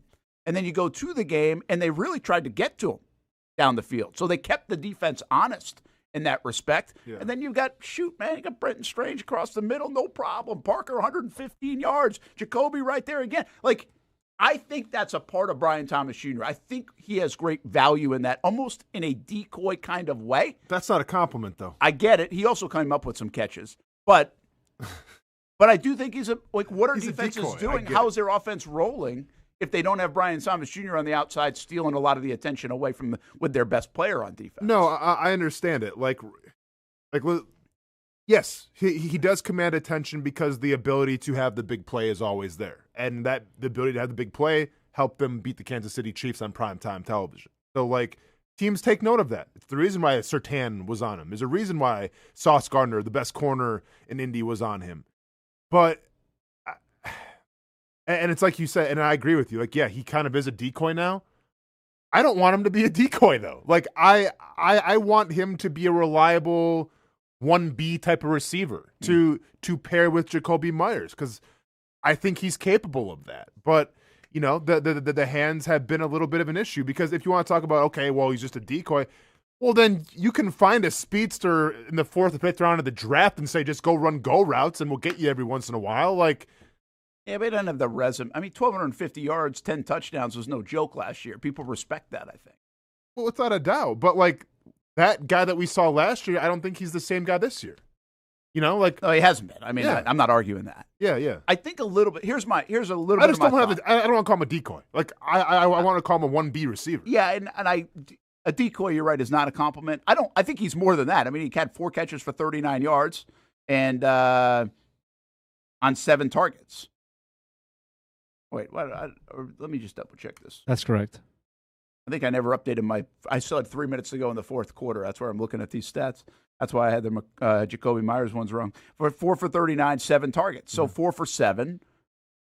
Are we getting to a point where when he doesn't pull something down, and a lot of it's contested, that we're actually diagnosing it almost the way we're diagnosing every mistake of Trevor during that stretch, where it's like, hey, there's a lot of good stuff happening too, but we're just recognizing the stuff that's not made. The bad stuff. Hey, CD doesn't catch every one of those contested, and is that what you mean? Yeah, I feel like we're in that neighborhood and not maybe acknowledging any of the good stuff that Brian Thomas Jr. has done too the last month or so. I think the issue is that you saw the potential last year of him to be a true number 1 receiver, and you think of when you're a true number 1 receiver, any contested ball, you got to make the catch, right? And I think there's been too many balls this year that have been 50-50s that he doesn't come down with, or that go off his hands. When he's wide open, right on. At least he's catching those earlier. He wasn't. Well, for sure. But and guess what? Getting wide open like that can be a skill as well. True. And this is where his speed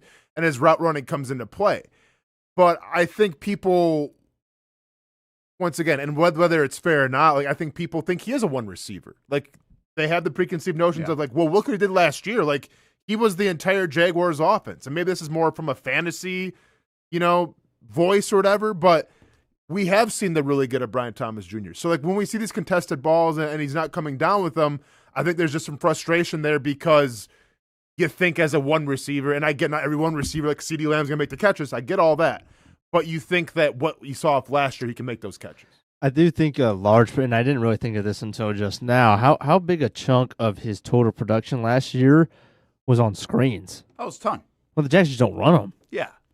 I mean, listen, we know they don't run those. They don't run the bubble screen stuff. We said this. I don't think it was super loud, because you wanted to appreciate what a rookie season that was, and you get excited about Brian Thomas Jr. The reality of it is, it's almost like how people have sometimes argued the 35 touchdown season of Blake Bortles, where a lot of that was in garbage time and they had to throw and everything else. Well, he was the only thing to throw to last year in the last 5 or 6 weeks of the season. So they just got him the football as quick as possible and let him go. A lot of catches that way. I thought he did a nice job with some of those screens and was able to navigate traffic, then ended up in the end zone. On top of that, he had a nice year. But I'm just saying, he was force-fed. I never thought he was going to get 1,250 again this year, because it was going to come differently. But when he was force-fed, whether it was bubble screens, whether it was goal routes, whether it was post routes, corners, he was dependable. Yeah. Like you're confident that the ball was going to Brian Thomas Jr. last year. He was probably going to come down with it. Yeah. You know, if it was a decent throw. And this year, it just doesn't feel like that. Well, so there are 2 plays, right, in that game where it's contested? Because I think Trevor missed him on the one. He had a step and a half. Trevor, I think, hits if Trevor doesn't overthrow, I think Brian Thomas Jr.'s got himself a touchdown. All of a sudden, he's got a 5-catch day for 80 yards and a score, right? And you put that game away in that spot. But it's the contested one with Sauce Gardner where he gets injured on a little bit, where Sauce looks like he's holding him, and then he gets his hands on it. And then there's another one down the field where it's almost one of those double catch things. I mean, the reality is, you said it, he's got so much speed, he gets open. He's such a threat. But I don't know if you can work on hands being stronger. He doesn't have the strongest hands. I think we know that after this year. Like, that's what it is. A lot of double catches and a contested ball like that. He does not have Jamar Chase hands. Or like a guy like Jacoby Myers seems like he's got those kind of hands. Doesn't have the speed or some of those other elements, but he's got those kind of hands. I do feel like there's discourse that continues on Brian Thomas Jr., like you said, because of the expectation.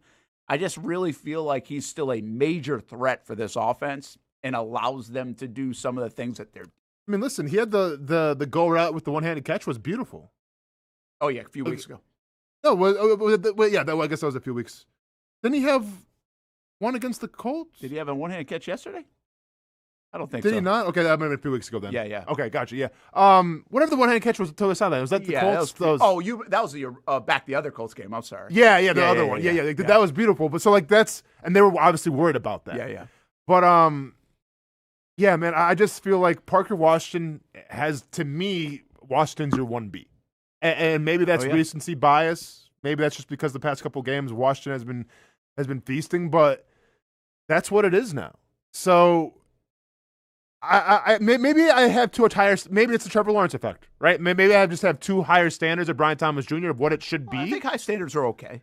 Okay, but like, I just don't think like you run the go route and people respect you, but like, do they trust you to make every single catch? Do they trust you to be the one receiver? I don't think so. No, but I do think you're right. I think the expectations are fine.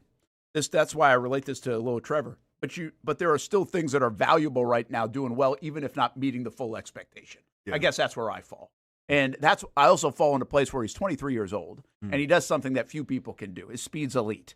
So do you give up on that, right? Do you nourish that, figure it out, best ways to use him, best ways to offense? He's still going to come up big, keep him confident, all these other things. Like, I think you do.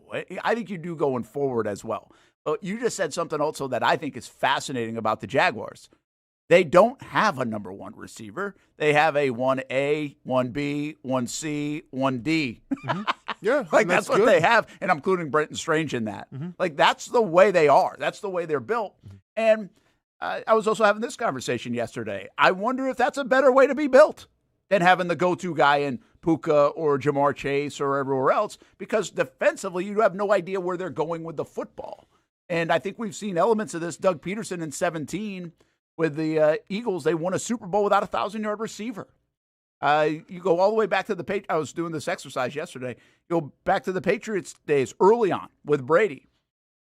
You had no idea he was going to catch the ball. Yeah. Because he didn't have a top-flight receiver. Mahomes. Mahomes for a bit. Mahomes outside of the Tyreek Hill. And you had Valdez, because that was the year they had the most drops in the NFL, and they still won a Super Bowl. Yeah. Now you have Kelsey there where you kind of like, you got to take that guy away. Sure. But my point is, I think it's hard to defend teams sometimes when you have so many options and you don't know where they're going to be. You can create the mismatch, and look at what Parker's done the last 2 weeks. So here's the thing. I think if you have a true number 1 receiver, like a Tyreek Hill or Jamar Chase, somebody like that, that makes life as a quarterback a lot easier because guy's always open. Yeah. But I think it's a testament to what type of quarterback you have when you have a 1A, a 1B, or 1C. Because now you have to have the wherewithal to know where to go to, right? Like if it breaks down, all right, I'm going to Jefferson, I'm going to Jamar Chase, I'm going to Tyreek Hill. But if you don't have that guy, okay, I got to analyze the field. And like I think it's more of a testament to Trevor Lawrence now, where it's like, I don't necessarily need the one receiver to be successful. I can go to Strange. I can go to Parker Washington. I can go to Brian Thomas Jr. I can go to Jacoby Myers. Like, I think when you have that narrative, it speaks on just what type of quarterback you have. And I think it's kind of like the Josh Allen effect a little bit. Like, and I get the Bills aren't the same offense that they were maybe the past couple years, and Josh Allen's throwing to nobody, but he's such a great quarterback where it's like, doesn't matter who I'm throwing to, I'm getting him the football. Yeah, and the conversation, I think, goes a little bit, Austin, back to the one we've had about Travis Hunter. When you don't have Travis Hunter, you don't feel like you've got to force him in offensively, defensively, get him the football, all those things. Instead, you can just let the game come to you as a quarterback, but also as a play caller. So I think it takes a little bit of onus off the play caller, too. I mean, look what happens up in Philly. They got really three guys you got to give the football to, right? You feel like Smith, Brown, and Saquon. Well, it's hard. And then Brown complains all the time because you're not getting it to him. Or they just can't complete a forward pass, one of the two. But, or then you got the Houston Texans where it's like, okay, you're going to lean on Nico Collins so much that you just can take him away. Some defenses can take him away with Derwin James or whatever else, which they kind of did in that football game. Yeah. So, it's a fascinating thing. I don't know. I truth test. I'd love to sit down play callers and be like, which one would you prefer to have? Where they don't know where you're going with the football, or the guy that's you can just, bam, 3rd and 8 going. And I think right now the Jags have a little bit of the best of both worlds. Because on 3rd and 8, I feel like the ball's going to Jacoby Myers. Or Strange. Yeah, well, you're right. Or Parker. Yeah. Maybe I answered my own question. Yeah, there you go. Yeah. Maybe I don't know where the ball's going. Yeah. But doesn't feel like if he needs a good play, he really trusts number 3? You know, he's almost looking for number 3. I'll give you an example. You remember when they dropped like 8 guys on the 3rd and 12, I think it was, and he had all this time to throw? He eventually threw it like Myers' way, short hops him in there down the field, which, by the way, I thought was a brilliant coverage call by the Colts because they had blitzed so much, and then they dropped everybody, gave him a totally different look. But anyway, I do think, I think that's part's fascinating. But just to kind of I believe Brian Thomas Jr. is still making a real difference on offense for the Jags right now. It would be great to see him hit a stride and make a hell of a difference over the next few weeks and in January. Without a doubt. Because the Jags get crazy good if that starts happening. Take a break. Brent and Austin Show, Action Sports Jax 24/7 Network. Monday continues, 90 minutes to go. Take you until 1 o'clock here on the show. A lot of programming coming up, of course, around the Jaguars and the postseason. What else happened around the NFL? We'll get to that on the way. And should we already be looking ahead to a Jags and Bills matchup here in the River City? Should be electric around here the next 2 weeks. Kind of has been. It's felt like it. Make it happen. Got some cool temperatures coming in, but I know the forecast for Sunday. I looked at it, like 66 degrees and sunny. So it should be a beautiful one for the Sunday 1 o'clock kick on Fox 30 against the Titans. If you don't see a pit, it ain't legit. When you hear that, you think Bono's Pit Barbecue, a staple in Northeast Florida now for 75 years. A place that feels like home with friendly service, a meeting place for friends, family, or business occasions. On the menu, the corn nuggets are a favorite in our house, but there's something for everyone. Sandwiches, platters, salads, sides, desserts, and family feasts. You see Bono's all over the place in Northeast Florida. You know, there are almost 20 locations in the Jacksonville area now, so stop on by, sit down, and dine in with Bono's. You can also take it to go. There are drive-thrus in many of the locations, and they have delivery options too. Just download the Bono's app to make things easy. I signed up for the loyalty program, and you can too, to get special offers. If Jacksonville is home, few things feel more Jacksonville than Bono's Pit Barbecue. Celebrate 75 years and many more to come. Bono's Pit Barbecue. If you don't see a pit, it ain't legit.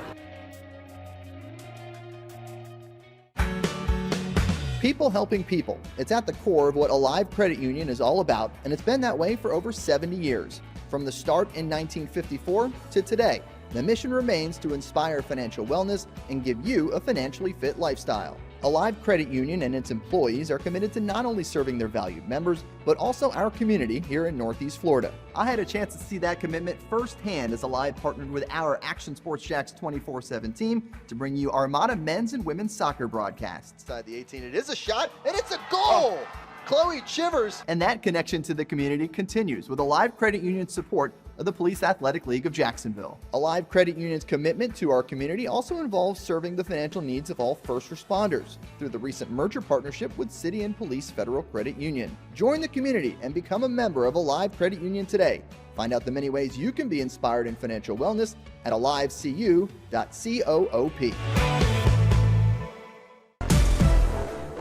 CGC Water Treatment and Plumbing is taking their 75-plus years of expertise and expanding to CGC Home Services. Water treatment and plumbing is still a big part of what they do, and now they can do even more for you. Home services like kitchen and bathroom remodeling, showers, sinks, faucets, toilet repair, backflow testing, and the list keeps going. Find all they can do at cgchomeservices.com or give them a call, 904-298-7052. It's a new look and a new name with the same expertise. They've been serving homes like yours since 1946. CGC Home Services, right here in Jacksonville off St. John's Bluff Road, 904-298-7052. And visit cgchomeservices.com. Florida license number CFC 1432579. In this video, I'm going to show you how to easily access Action News Jax Now using your Roku device. First, launch Roku. Next, use the menu list to scroll down to the search feature. Then, use the remote to enter Action News Jax into the search bar, and then click Action News Jax thumbnail. Once you see this screen, go ahead and select Add App. Wait a few seconds for it to install. Once it finishes installing, press the star button on your remote and click on Move App or Move App to the top. Finally, select the app back on your home screen to open it. Now you can watch all the great content on Action News Jax Now. Live daily breaking news. We have breaking news happening right now in Clay County. First alert weather and traffic. Looks like we have a tornado warning. Let's take a look at that. Action Sports Jax 24/7. We've got the Brent and Austen Show daily, live sporting events, and long-form interviews you can't see anywhere else. And shows like Law and Crime and much more. And that's how you access Action News Jax Now using your Roku device.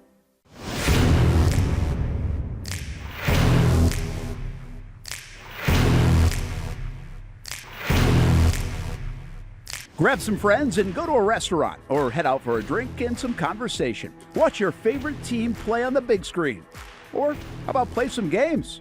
You can do all of that in one night at Best Bet. Each location has a different vibe, its own personality, like here at the original Best Bet in Orange Park. When you walk through these doors, everybody knows your name. And here in St. Augustine, it's the newest location. Play some poker. How about the table games? And don't forget about Ace's Sports Bar and Grill. And then there's the Jacksonville location right here on Monument Road. It's the biggest poker room in the state of Florida. Maybe you'll find yourself a seat right here at the final table.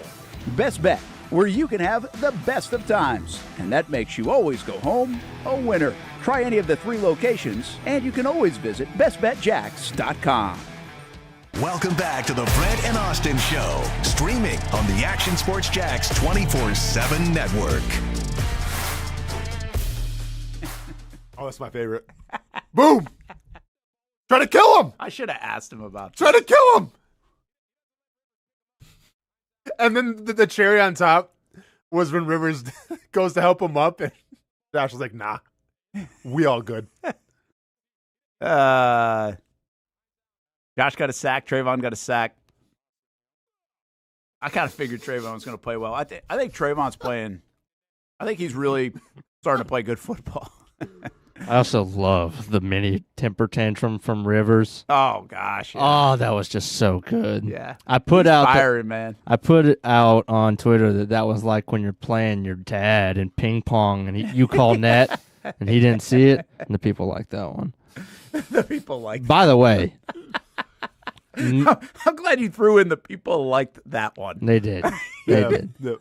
Is there anything they didn't like? Well, they didn't like that was called a freaking catch. Because what was that? Yeah. Yeah, see, we are so high up, and the TVs were a little far away for replay. It was really hard for me to tell. But all of Jack's Twitter figured. I'll tell you the one I was wrong on. I went back and watched today. I think I agree with Greg Olson. Like, I didn't think the Strange one was as bad as I thought it looked, both in live action and on replay. Mm-hmm. Where on the third down, it looked like he got totally tugged. Oh, no, that was. But I think it was pretty good play. defense. Yeah, it was just happened like as he was going to catch the ball. But what did you think of the was it not a catch? I didn't think so. You didn't? No. By the time he actually caught it, it was almost barely 1 foot in. Yeah. It definitely wasn't 2 because the left foot had come up. Yeah, I was surprised with that. The go around the NFL real quick, but also this one equates to the Jags. The old Max Crosby situation. Weird. Kind of a bizarre one. And I think a lot of people started to say, hey, trade him for Trayvon. Did you see some of that? No. Yeah, people are like, no, everybody's going to try to go get Max Crosby at 29 years old. Yeah. And I like Max Crosby. Obviously, he's an unbelievable player. And I think his rate is not terrible because he signed before all the $45 million guys. I think he signed at $29 million or something. Okay. So it's more like a Josh Hines-Allen deal. Okay. But I am not. Maybe I'm too much of a fan of Trayvon Walker. I'm not like trade Trayvon Walker for Max Crosby. I think you can do a lot with Trayvon. I understand the sacks are always there for Max, but he's like 29, I think it is. You get a 4-year younger player in Trayvon Walker, who, in my opinion, continues to ascend year after year. Now, this one's a little bit of injury riddled, so the sack numbers won't be there. Yeah. But I think he just keeps getting better and better at 25 years old. I'm not on that train of like, oh yeah, give me Max Crosby. I think the Jags are fine at their defensive ends. No, I mean I'm with you, but also I feel like wouldn't you have to trade more than just Trayvon Walker for Max Crosby? I don't know. I wouldn't think so. No. I mean, maybe it's a pick or something. Yeah, I mean, but you're taking on the money. Well, I guess you're gonna have to pay him. So yeah, probably in a pick. Yeah. Okay.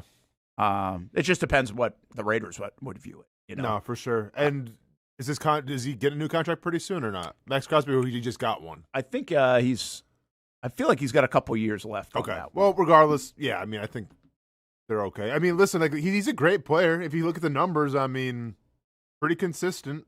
You know, he had 14 and a half. Well, he had 12 and a half sacks and 14 and a half, 7 and a half. He was hurt for some of the season, and then 10 sacks this season. Like, dude's super consistent. He is. But he also feels to me like he's aging a bit with a lot of these injuries. You know. Well, to be fair, I get the injuries, but did you see the video that he put out? I did. Yeah, like I think he could have played. What, him playing basketball? Yeah, like I think he could have played. They didn't. I mean, obviously that's why they're talking about trading him now because he's pissed off the organization. Yeah. And you know what? Well, I he's don't gonna blame get him. out, yeah. Well, and I don't blame him because like he's trying to give that team everything. Yeah. Like he loves being a Raider, and like that city has embraced him. Just like go to any street corner and look at the Max Crosby giant like billboards and everything. Like they love him there in Vegas. So the fact that they said, hey, you know, we're just gonna shut you down because we're playing the Giants, and you know the Giants might, you know, so like it's kind of wild. Yeah, what I don't understand, I saw this. Everybody asking Dak Prescott after Christmas game, like, hey, are you going to play next week? Like, dude, you're making $60 million to play 17 times. Like, why would that even be a question? I get the tanking stuff, Because or if you're teams banged don't- up, like I Yeah, get. But yeah. what would the Cowboys not play Prescott for? Like, what would their Why- reasoning be? Because they want a better draft pick. It's simply that.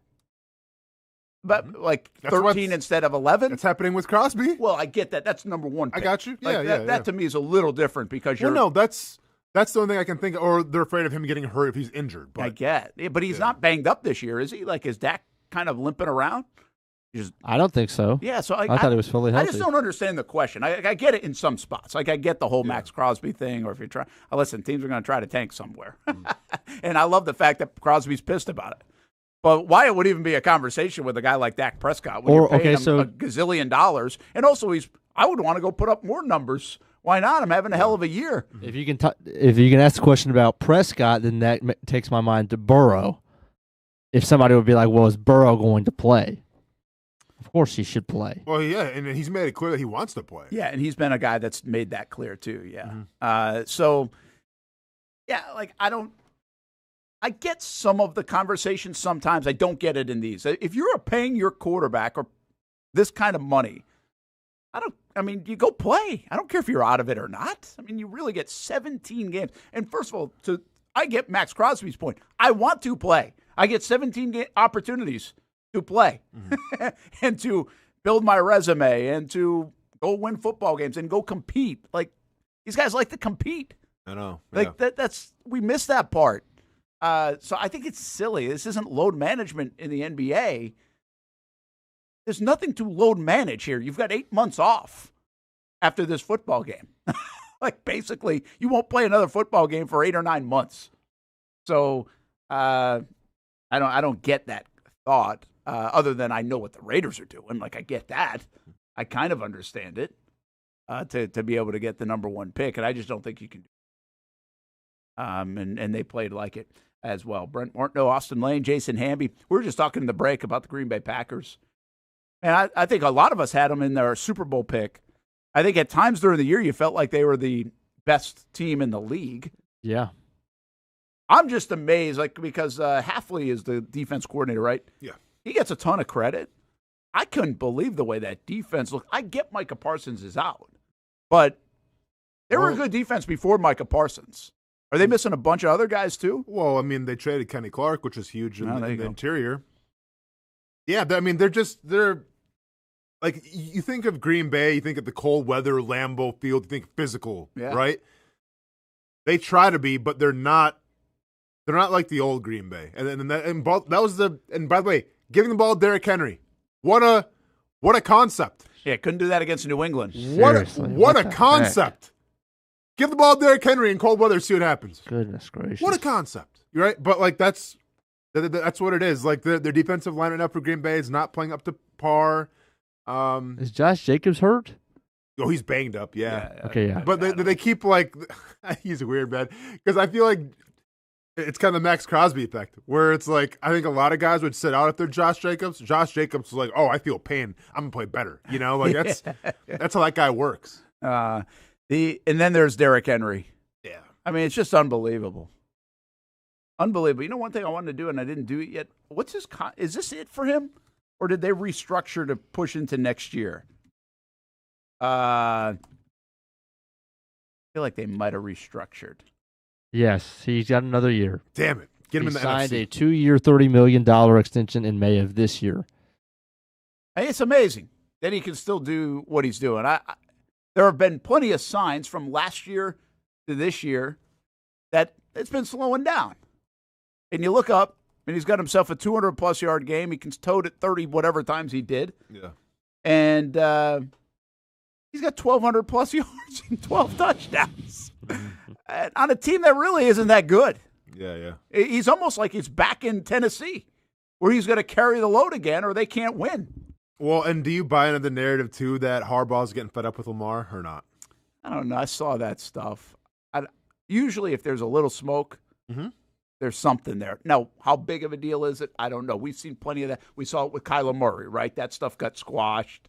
I think we've seen it with other guys. I don't know. I'd be more frustrated at the fact that you just don't know if he's going to finish a year. He seems to be banged up a lot. Yeah. And that's a problem. Well, that's what we don't know. He seems to be. Like how hurt is, I mean. Yeah. I said this. I almost tweeted this a few weeks ago. He went on the injury. He missed like a Wednesday practice being sick. And I was like, I don't know how to feel about this.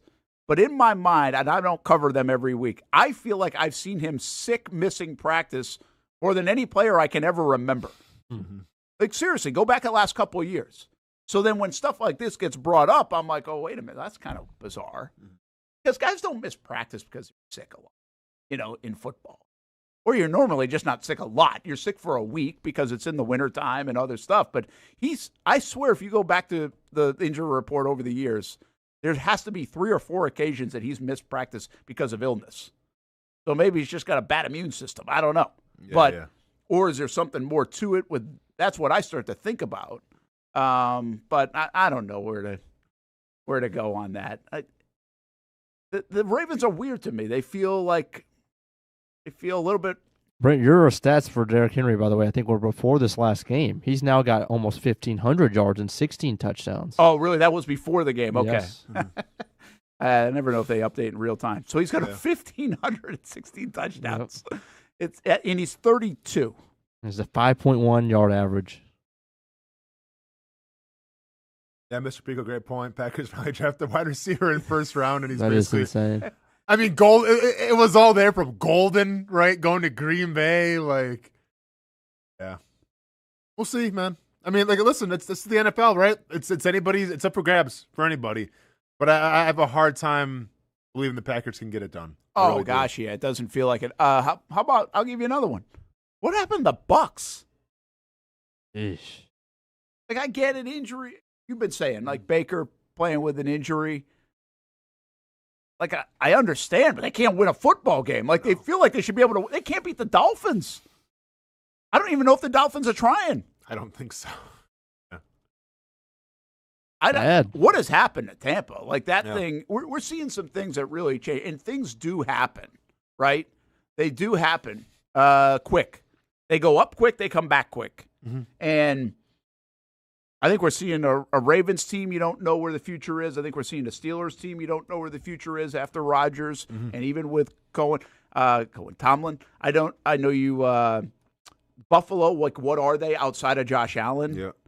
And I think we're seeing a lot of teams that are kind of like, next year is going to be a fascinating way of which way are they going. The Bucks, but are they going to fire Todd Bowles? 1-7 in their last Are they 8. going to fire him? They've done a great job with that organization, so much so people are raiding their organization. Yeah. Are they going to break up that consistency and move on? You might have to if this collapses. And once again, it comes down to, was Baker Mayfield really that hurt? You know, I mean, does that go into it a little bit? But even their defense isn't what it used to be. Yeah. You know, so like, and that's the thing. If you're Todd Bowles, it's okay, well, I don't control the offense, right? So then what is my calling card? What's my identity? Well, it's the defense. The defense is kind of a shell of itself right now, too. I'll give you another one. The Lions. They're out. Oh, that's play. I mean, that's once again, you can say it's the Bucks losing, Cohen, and it's the Lions losing Ben Johnson. I think Dan Campbell's a great coach. I don't think Dan Campbell's a great play caller. Well, he had him cooking most of the year. I mean, I know there have been spurts, but I think did they lead the league in points scored? Yeah, there was a stretch where it looked like Dan Campbell was, when he took it over, they looked better than they had all year. Well, okay, was that the play calling, though, or was that having great players at your disposal as well? Yeah, I don't know. I mean, and it's up for debate, right? But it just feels like, because you go to that Vikings game, he didn't really have a feel for number one, how to use Gibbs and then how to use Singletary or whatever. Or Singletary or Montgomery? I always get confused. Montgomery. Yeah. Montgomery, thank you. And, yeah, he just didn't really have a feel for the play calling. So I assume next year for the Lions, they'll probably get somebody in there to call the plays. Yeah. Call Coach Larkey, man. That's right. Yeah. Here's the thing about it, though, Austin. Here, I have two things on Campbell.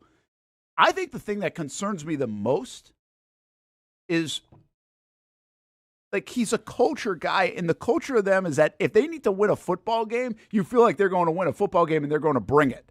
Even when their roster wasn't great in the early stages, their defense had nobody. Yet they could get them to play hard, play well enough for their offense to score, whatever it might be. They got their butt whooped by Pittsburgh a couple of weeks at home in a game they needed to win. They just lost to 3 forward passing yards on Christmas Day in a game they needed to win. Or did that one not matter by then? Maybe it was Sunday. It mattered. Yeah, okay. So they lost 2 games in 5 days where they needed to win. That's not usually that football team that shows up for him, for Campbell culture. And my other part of this is they've missed the playoffs 3 out of 5 years that he's been around. I know it feels like they've been so good, but 3 out of 5 years he missed the playoffs. I also feel like they're kind of like the new school Chargers in terms of injuries. Yeah. I mean, losing Sam Laporta, I think, was huge. Losing Kirby Joseph and Brian Branch. Yeah, he lost Branch the last few weeks. Who I feel like Branch is kind of like their emotional leader. Very good. I think that was kind of last big year for was them. Hutchinson. Yeah. So yeah, you might be right. And then Penei Sewell's been in and out of the lineup. True. Yeah. Yeah, I'm not hating it on it because again, that's where I think this organization actually kind of did what they did to change it around. And they have changed it around so much so that your expectation is, wait a minute, what are they doing out of the playoffs? Yeah, right? Yeah. Well, they've been out of the playoffs 3 out of 5 years in a very tough division. In the NFC, I think, you can still win football. You still won a lot of football games. But they can't seem to find a way right now. To me, that's kind of stunning. It's stunning that they lost 2 games in 5 days when they needed to win those football games. The NFL, man. And then you got Shuck. That's where I was going to take you on next. Saints have won 4 in a row. 4 in a row. And don't they have a ton of guys out? They do. Oh, I haven't watched a snap of the Saints. Oh, yeah. But well, Alvin Kamara, I'm not sure he's been out if he just kind of wants to chill. I didn't even know he still played in the NFL. Yeah, he's been a quiet season for Alvin Kamara. Been a quiet 3 years for Alvin Kamara. Yeah. Yeah, and Chris Olave continues to be one of the most underrated wide receivers in the NFL. He was the guy at the break we were thinking about, right? Yeah. If they were moving around him at all. Is he good? Have you watched him, Chuck? Does he look that good, or are the numbers just looking that good? They were down in that game and came back. I mean, it looked like Tennessee was about to win that. Well, it looks like I haven't watched a lot, but it does look like he understands defenses already. Like he's processing at a pretty high rate. Dude's not afraid to run either. Kind of a dual. I don't say dual threat, but he's got some wheels to him if he needs to. He's doing some things that few have done. His completion percentage is at 68%, and that's not always indicative, but for a second-year guy, who at times we looked around and were like, where were the weapons with Olave missing time and all that? To have that high of a completion percentage is a great start. Yeah, his average yesterday was 12.3, by the way. He only had 22 completions, but for 333, which is kind of nuts. Juwan Johnson, the second leading receiver. Yeah, tight end. So there you go. I think there are some cool stories around the NFL, but I think the NFL is still the NFL, which also, by the way, where if we think we know what's going to happen this weekend, good luck. You think Steelers or Ravens? Who's home? Steelers are home, I think, in that game. I'm taking the Steelers. Is DK out, right? He is out, isn't he? He is out. Yeah, I kind of lean towards the Ravens. I don't know. That'd be a good one. I mean, just like they probably scripted it up, right? Let's come down to the last game of the season. And then we don't know if Lamar's playing or not. I think he was closer last week. Is he going to play in the game? I think that will be if Lamar's playing in the game, I'm taking the Ravens. Do you have Derrick Henry still? I mean, I don't even. Yeah, I hear you. Well, but I do think the Steelers will do all they can to stop Henry. So I think that will be the focus. Which then, if you have Lamar instead of Huntley, I think would make a big difference in that game to me on paper. What about the other big ones? What are the other big ones? Bucks, Panthers. Saturday. Well, Bucks, Panthers. I think the Panthers are going to win that game. Yeah. That's at the Bucks, and I still think it feels like the Bucks are the Jags of 2023, the Titans of 2022, and even the Eagles that year in 23, where they just couldn't find another win and they needed one. They're just trying to find that win. We've seen this Indianapolis right now, where you just can't find the win. Yeah. Even if you're close, you just can't get it. And it feels like that to me. I think the Panthers are going to find a way to win that game. Plus, they lost this past week, and they're the biggest lose-win team there is. Bucks are a 3-point favorite so far. Yeah, that makes sense. They're at home. Then the Seahawks 49ers is a fantastic game, and I feel like the 49ers are going to win that game. They're an underdog at home against Seattle. But I feel like the 49ers are going to sneak in there as a number one freaking seed. That's crazy. Which is nuts. Insane. That is insane is right. Y'all know the opening line for Jags hosting the Titans. Yeah. Oh, man. Give us let me think about this. The opening line I saw. I know what it is now, too. Titans coming off. They lost the Saints, right? Or they win. Yeah, they lost the Saints. Their offense is continuing to look a little better. Okay. Oh, they're definitely playing a bit better. Yeah. Yeah, let's give them some props, huh? Let's go ahead and say, you got to go Jags at least 9.5. That's a good. It's 11.5. It's now 11.5. It opened at 10.5. Yeah. And Houston was a 9.5 point favorite against the Colts. So I'll give you this little exercise early. If you could pick a team that should win, that will lose. So my point is the Jags over the Titans, Houston over the Colts, Denver over the Chargers. Who else factors in the AFC? Bills over the Jets. Is that it? I think Patriots over the Dolphins. Okay. So you have those games. I'll repeat them. Yeah. Who loses? Who's got the best chance of losing? Okay. Patriots hosting the Dolphins. Broncos hosting the Chargers. Bills hosting the Jets. Texans hosting the Colts. Jags hosting the Titans. Jeez, they're all huge spreads. Big spreads all over. Because, again, I think the Chargers, fair enough to know that everybody would be surprised if Herbert played in the game. But why would they necessarily rest him? Just because there is no benefit? Well, the benefit is what? To get a 6 seed or a 7 seed? But doesn't okay.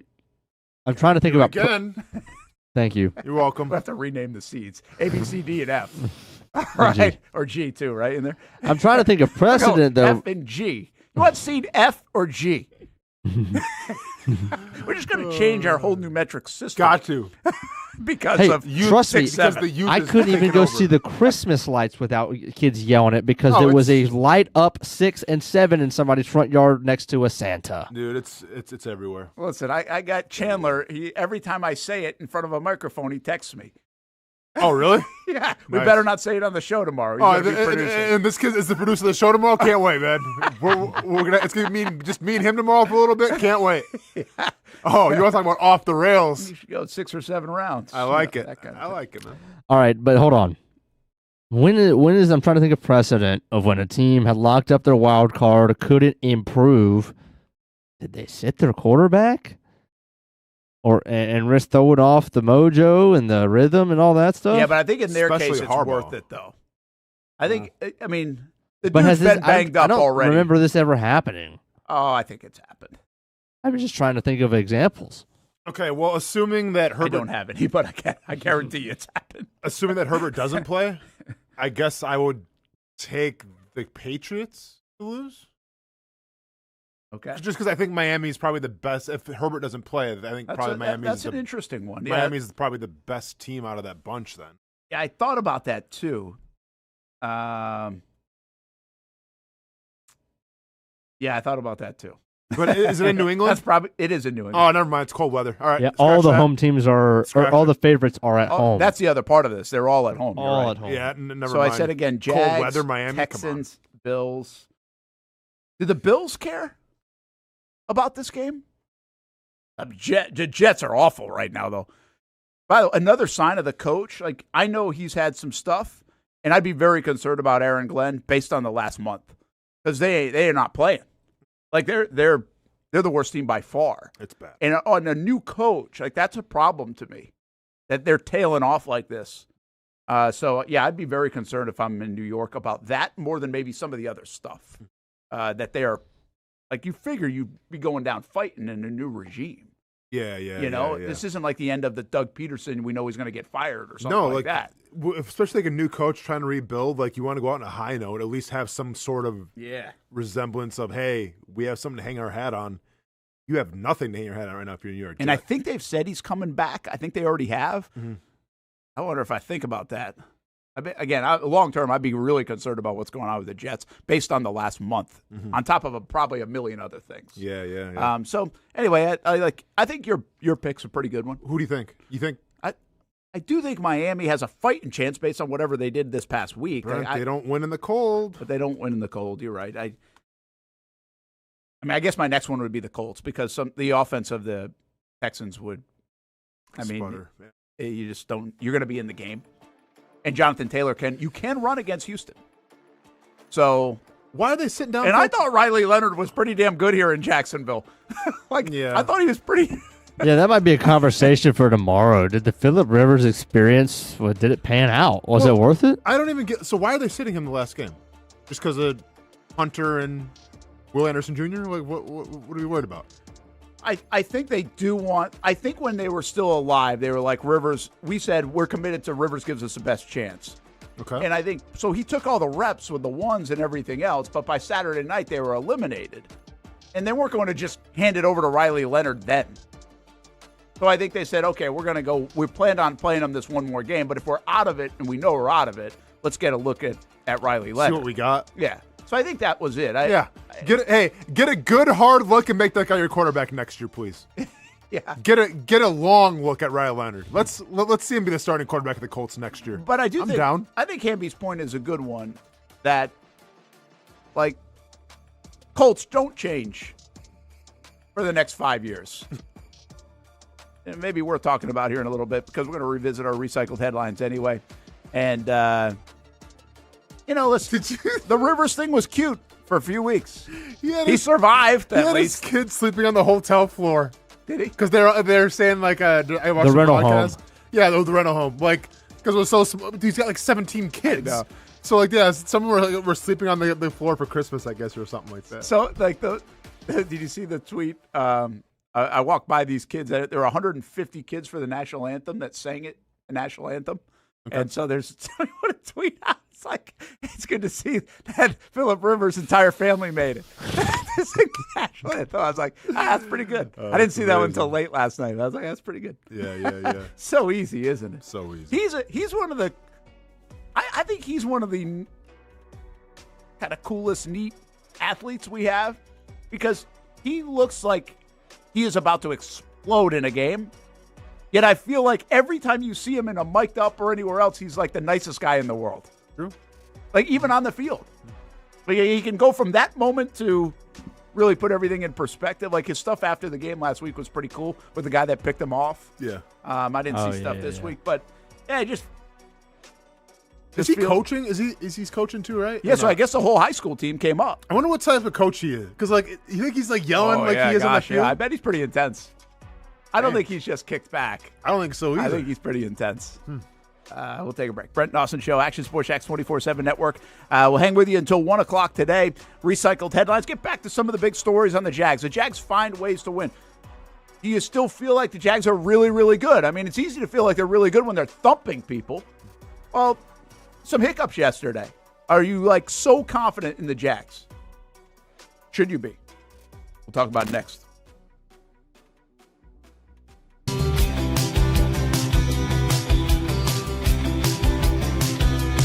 Welcome inside the Armor Guard exterior and gutter helmet showroom. There's a lot going on, like glass exteriors, replacement windows, and down there we have the retractable screens and awnings, plus hurricane protection. Let's talk more about those gutters, and to do that, we bring in Kevin. He's the owner, he's the expert.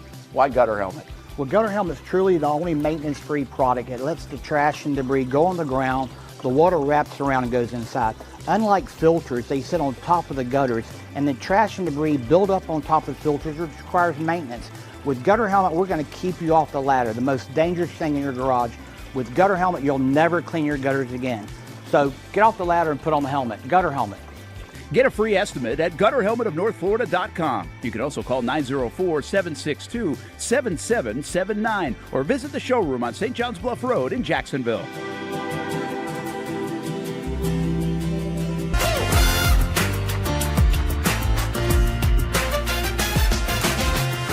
Empower a future, inspire a dream.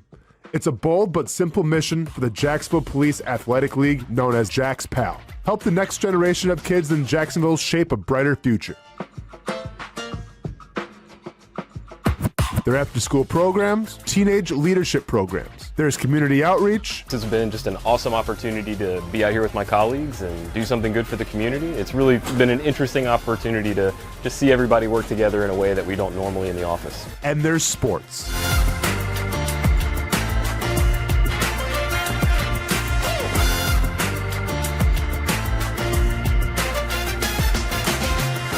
There are also ways you can help the next generation with a donation of any kind.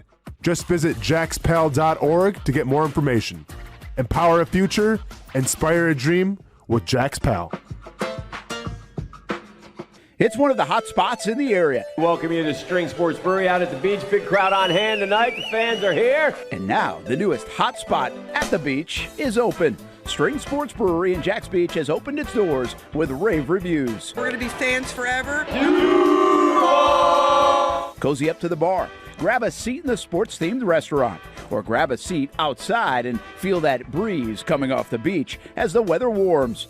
Just like the original location in Springfield, try the popular beer menu and come for lunch or dinner too, because the food is fantastic. We got a special guest in the house. He's happy. He's feeling good. He's Trayvon Walker. It's where we hosted Jags Report Live in the football season, and the String Sports Brewery staff can't wait to host you. Hey, welcome back here to String Sports Brewery. And if you haven't checked out the new location in Jax Beach, you got to do it. String Sports Brewery, now with 2 locations in Springfield and now open in Jax Beach on Penman Road. sun's out, suits out. That's right, it's summertime in Florida, which means it's time to say goodbye to bulking season and hello to shredding season. But if you're like me, you're having a hard time sculpting and shaping those final pounds. That is until I came and saw my friends over at Ponte Vedra Vein and Aesthetics. Right now, everyone is hopping on the Evolve X train, and the only destination is finding your perfect summer body. The technology uses electrical muscle stimulation and radio frequency energy to cause your muscles to contract, all while heating up those deep layers of your skin and tissue to produce collagen and reduce fat. It's like doing 1,000 sit-ups in 30 minutes. No pain, no needles, just results, right? That's right. So leave those winter layers back at the station and come look and feel your best with the team here at Ponte Vedra Vein and Aesthetics. Visit them at one of their 2 locations, either over in Ponte Vedra or on the south side.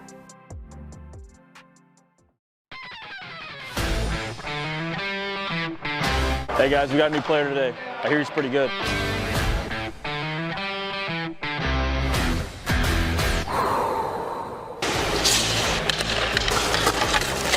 Heard this guy played in the NFL. I think he's an MMA fighter.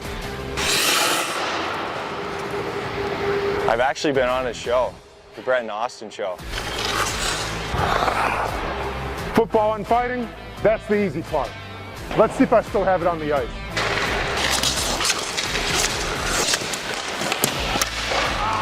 What the heck, man? Who is this guy? He's saving everything. Leave the hockey to the pros, man. It's hockey season. Come on out and see the Icemen play. Get your tickets at JacksonvilleIcemen.com.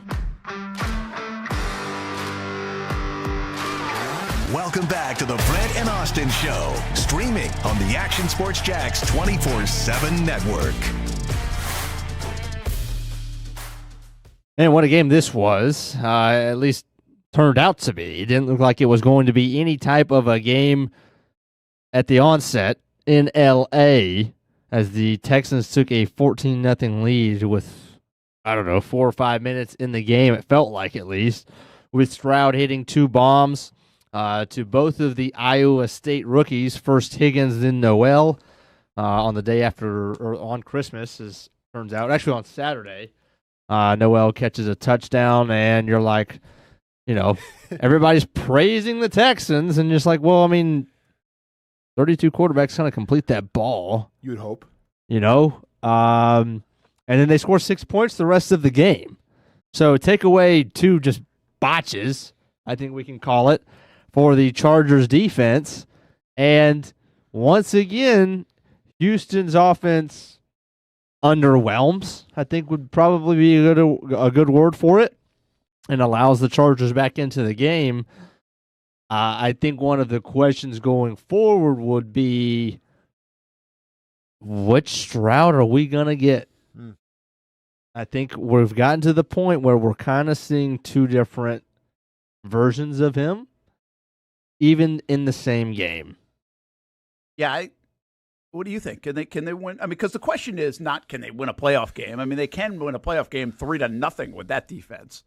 But can they win? They got to get a lot more out of this offense, don't you think, to win it all or go to a Super Bowl? Because there's a path for every team in the AFC to go to the Super Bowl, folks. There really is, in my opinion. Maybe not Pittsburgh, to your point. But if Baltimore got in the dance, then I think you would say if Lamar and Derrick Henry, what the hell, right? I don't think they're that great, but maybe. So point is, I think there's a path for everybody. Some may disagree.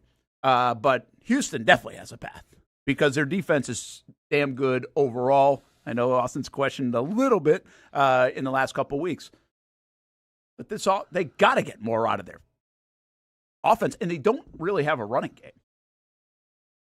Really? And Stroud looks, man, sometimes, I don't know. I don't really think we've seen the first-year Stroud since the first-year Stroud. Even when he was playing well the last few weeks a little bit, it wasn't that guy. Yeah, it comes down to how much are they going to have to do to help that defense win a football game is what it comes down to. And, do I think C.J. Stroud is better than Trent Dilfer of 2000 when he willed the, Ravens to a Super Bowl? Sure. It feels like that a little bit, though, doesn't it? It does. It does have some of those characteristics. A little bit like Flacco?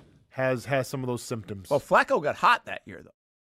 like in Baltimore. Yeah. Flacco played really well. Mm-hmm. Like that was more like he was lighting it up. But wasn't there was their defense unreal as well? And then it was finally Flacco comes along, and now they're Super Bowl. I think so, but their defense, the one Austin's talking about, their defense was all world, like 85 Bears. Keep in mind, Flacco got paid after that for a reason. He did, Like they felt like he was their guy. Well, Dilfer got like what, traded or whatever? Yeah, like, I don't know what happened. Or they just let him go the next. Yeah. Hey, thanks to the Super Bowl. Enjoy your Super Bowl MVP. We'll see you. See you later. I forgot who they brought in. Yeah, I forget too. I don't know. That's a good trivia question. Well, it might have been Flacco after. Nah, it wasn't Vinny. Oh, they brought in another veteran. It was a veteran dude. I'll look it up quick, Hamby. Keep talking. But yeah. So anyway, that part on the Houston side, I will say this. I think fans, as we give our recycled headlines, republicservices.com/holiday. And by the way, speaking of the holiday for Republic Services, now that I'm sure Christmas trees are going and wrapping paper and boxes, make sure you look up recyclingsimplified.com/holidays to see exactly what to do with all those things, and find that out at recyclingsimplified.com/holidays. Recycle the right way at your workplace and at home. Got any more guesses? I really don't. Who replaced? You said Vinny Testaverde. I would never even have thought of that name. Who replaced Trenton Dilfer after he won a Super Bowl in Baltimore? By the way, this guy lasted a year.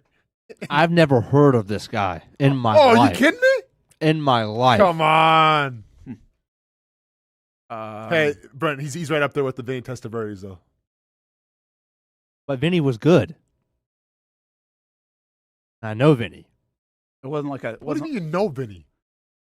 I've heard of Vinny. Okay, I got you. I thought you meant like that's my dog. Like, oh no. Did he go to Georgia? Did I miss something? Okay, no, that was Fran Tarkenton. This would what year would that have been? 2001. Right? Get this. I don't even have there's nothing on my radar.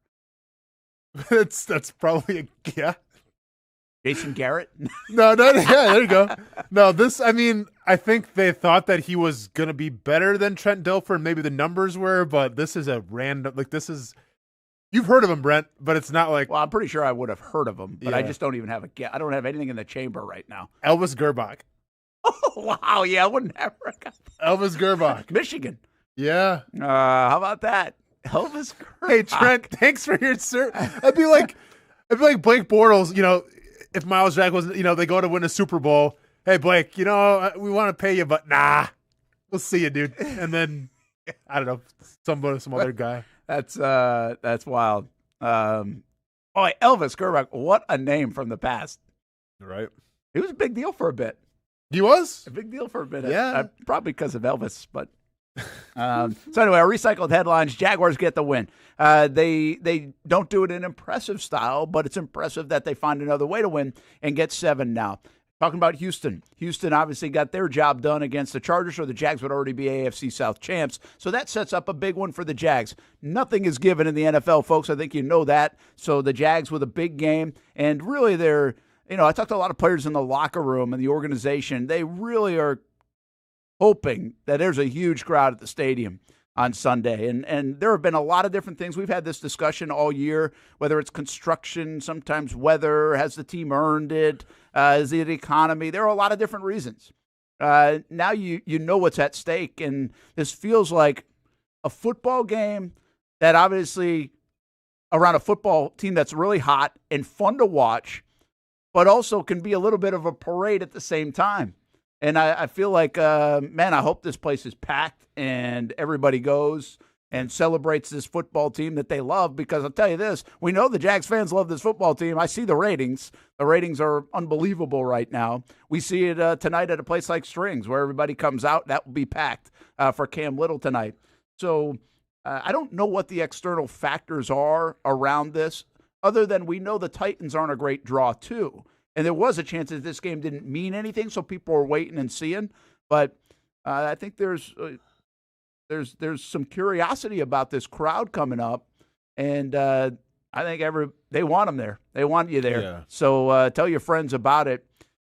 And this is a chance to show out in Jacksonville, really, hopefully for the next couple of weeks. One of those rare occurrences where you think, okay, the Jags are going to get the job done, and we get a chance to celebrate I can see a little victory lap around the field, a little longer after the game with this football team that I think a lot of people have fallen in love with. Yeah, man. And a chance to go out there on a nice day on Sunday, by the way, at 1 o'clock, too, before a playoff game next week. Liam Cohen going to the stands, fist pumping everybody. Well, maybe. 25 fist pumps at least. Yeah, maybe. Over under. No, I mean, yeah, man. Like, listen, I've stopped to the point, and I've done this on the other show too. Like, I get, man, it's the holidays, right? So maybe money could be tight for some people, and it's not cheap to go to a football game, concessions and all this stuff. So I get all that. If you can afford it, I would highly recommend going to this Titans game, and then prep yourself for the playoffs, man, because this is a huge game. I get it's a Tennessee Titans, and we think it's going to be a cakewalk, and you know what? It probably will be. You hope. You never say never. I mean, hey, it's the NFL. Anything can happen. Yeah. What about the people who are looking down the line and saying, "Well, I mean, they win, they're going to win the host a playoff game. There. Why would I spend, say $100 because this is the girl math or whatever they do, whatever it's called. If I spend I save the 100, then then I'm just going to attribute that to my next week, and I'm almost freeloading for my $200 ticket. Because and I would can't say go to both, but I can go to one. And I would say to them, Hamby, is that this game matters. And if you watched any of the Browns Steelers game, and I get it. Right, it's a rivalry, but the last time I checked, the Titans are supposed to be your rival as well. So it's supposed to be nice weather, right? You don't got to sit through like a Cleveland snowstorm or whatever that was, or rain. Like, it's great weather. I think tickets will be pretty inexpensive, and hopefully you come with support because it is that big of a game, and it's crazy, man. Because I've always been, I'm looking up like the playoff tickets and everything. I mean, hopefully the AFC runs through Jacksonville, or at least a couple games, because compared to what I paid in Denver for just a small market team taking on the Broncos, so set aside to the playoff tickets, it's a lot cheaper right now for playoff tickets at Jacksonville than it was in Denver for a small market game. Yeah. No, yeah, I don't know what the hell Hamby's talking about. I've never heard that. But I also said chalk wins, and nobody had heard of that yesterday. Chalk wins? Yeah. Like if all chalk favorites. wins. Like chalk. Like, yeah, I got you. You know how many people on Twitter had not heard of that? Oh, you put this on Twitter? Yeah. Oh, yeah. Because I was doing playoff scenarios, and I was like, well, if all the favorites win, so I put if chalk wins out. Yeah. Right? Yeah. Nobody heard it, huh? I mean, well, amazing. Not everyone's a degenerate, Brent. People don't bet all the time. Like, that's a betting term. It is. It's chalk. Yeah, I guess. I don't even know if I've used it in the past on just betting. I just feel like it's like if the favorites win, right? I mean, it's just kind of a thing. Yep. But I thought it was common knowledge. Like, it just kind of came out. I didn't even think twice about it. And I started getting like, chalk? Is that a typo? What are you talking about? Who's chalk? I was like, what are we doing here? DJ Chark? What are we doing?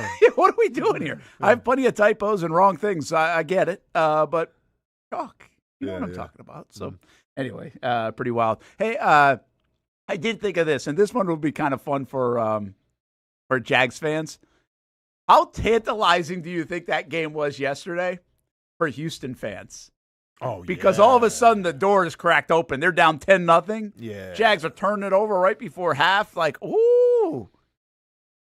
Because everybody's been there. I mean, come on. It was a little tantalizing even on Saturday. You're like, Chargers are, peeing down their leg here. But they might still pull this thing out. Yeah. Right? So you have that hope. I just think that's interesting how I bet Houston fans were like, look at the Jags are going to jag. And then, damn. Yeah. Yeah. Feels good. I mean, it almost seems like two victories, right? Where you kind of had the hopes and dreams of the Houston Texans fans, and you crush them once again. And I saw it, too, because I looked up this morning. Like, there's some people saying, Houston's now like, well, they shouldn't sleep on Tennessee either. Tennessee can, Tennessee's built to beat the Jacksonville Jaguars. Like, okay. Yeah. I guess we'll see. Well, we'll see. We'll see. find out. Yeah, I mean, it's certainly, who knows? I'm not in the – I don't rule anything out. I did not feel good going into yesterday's game, that it was going to be easy. Sure. Like, I felt like they could win, but I didn't – I knew – I had a feeling it was going to be a dogfight the whole way, just because the Jags had won so easily the last month, and it's just not built like that. Like, it's just not built to do that. Yeah. I was just like, and I get that the 49ers game, I think, made everybody a little more nervous when the Colts, put some points on the 49ers defense, even though that defense is atrocious. It's not good. It's funny But, like, how that I defense wasn't- is so bad, and Saleh keeps getting a lot of attention for a coach next year. Really? I Yeah. didn't. Okay. No, I know they're hurt. I'm just saying. yeah. Sorry, I interrupted. No. You're good, man. You're good. But like, I wasn't gonna buy into Philip Rivers. I wasn't. Like, I didn't think Philip Rivers could go out there and beat the Jacksonville. All right, we have not said this a lot. All right, and I have not said this a lot, at least. But you have mentioned many times about, hey, you think this is a great team. Our levels of you're good on good, great, elite. So, yeah. I'm kind of like good, great. But I guess my point in this is the Jags are in the playoffs. They're a win away from hosting a playoff game. We know how wide open it is. Mm-hmm. Should we, in Jacksonville, be thinking Super Bowl? Should you be thinking Super Bowl? That's crazy for like this whole crazy season. We haven't really had this conversation yet, have we? No, I haven't. Because I had this wasn't in the email rundown either. a couple of weeks ago. There was none today. I know. A couple of weeks ago, I said this on the show. Like Liv had brought up like something about the Super Bowl. I'm like, it hadn't even touched my mind. Like I'm like, let's get in the playoffs here in Jacksonville. It's supposed to be a 9 or 10 win season. Yeah. It's about to be a 13 win season, we think, in Jacksonville. There's a chance that you can make the case they're playing better than anybody in the AFC for sure. We know the path. Might have the best resume. They might have the best resume. Do we not want to have this conversation because we don't want to jinx that? Are we afraid of that conversation?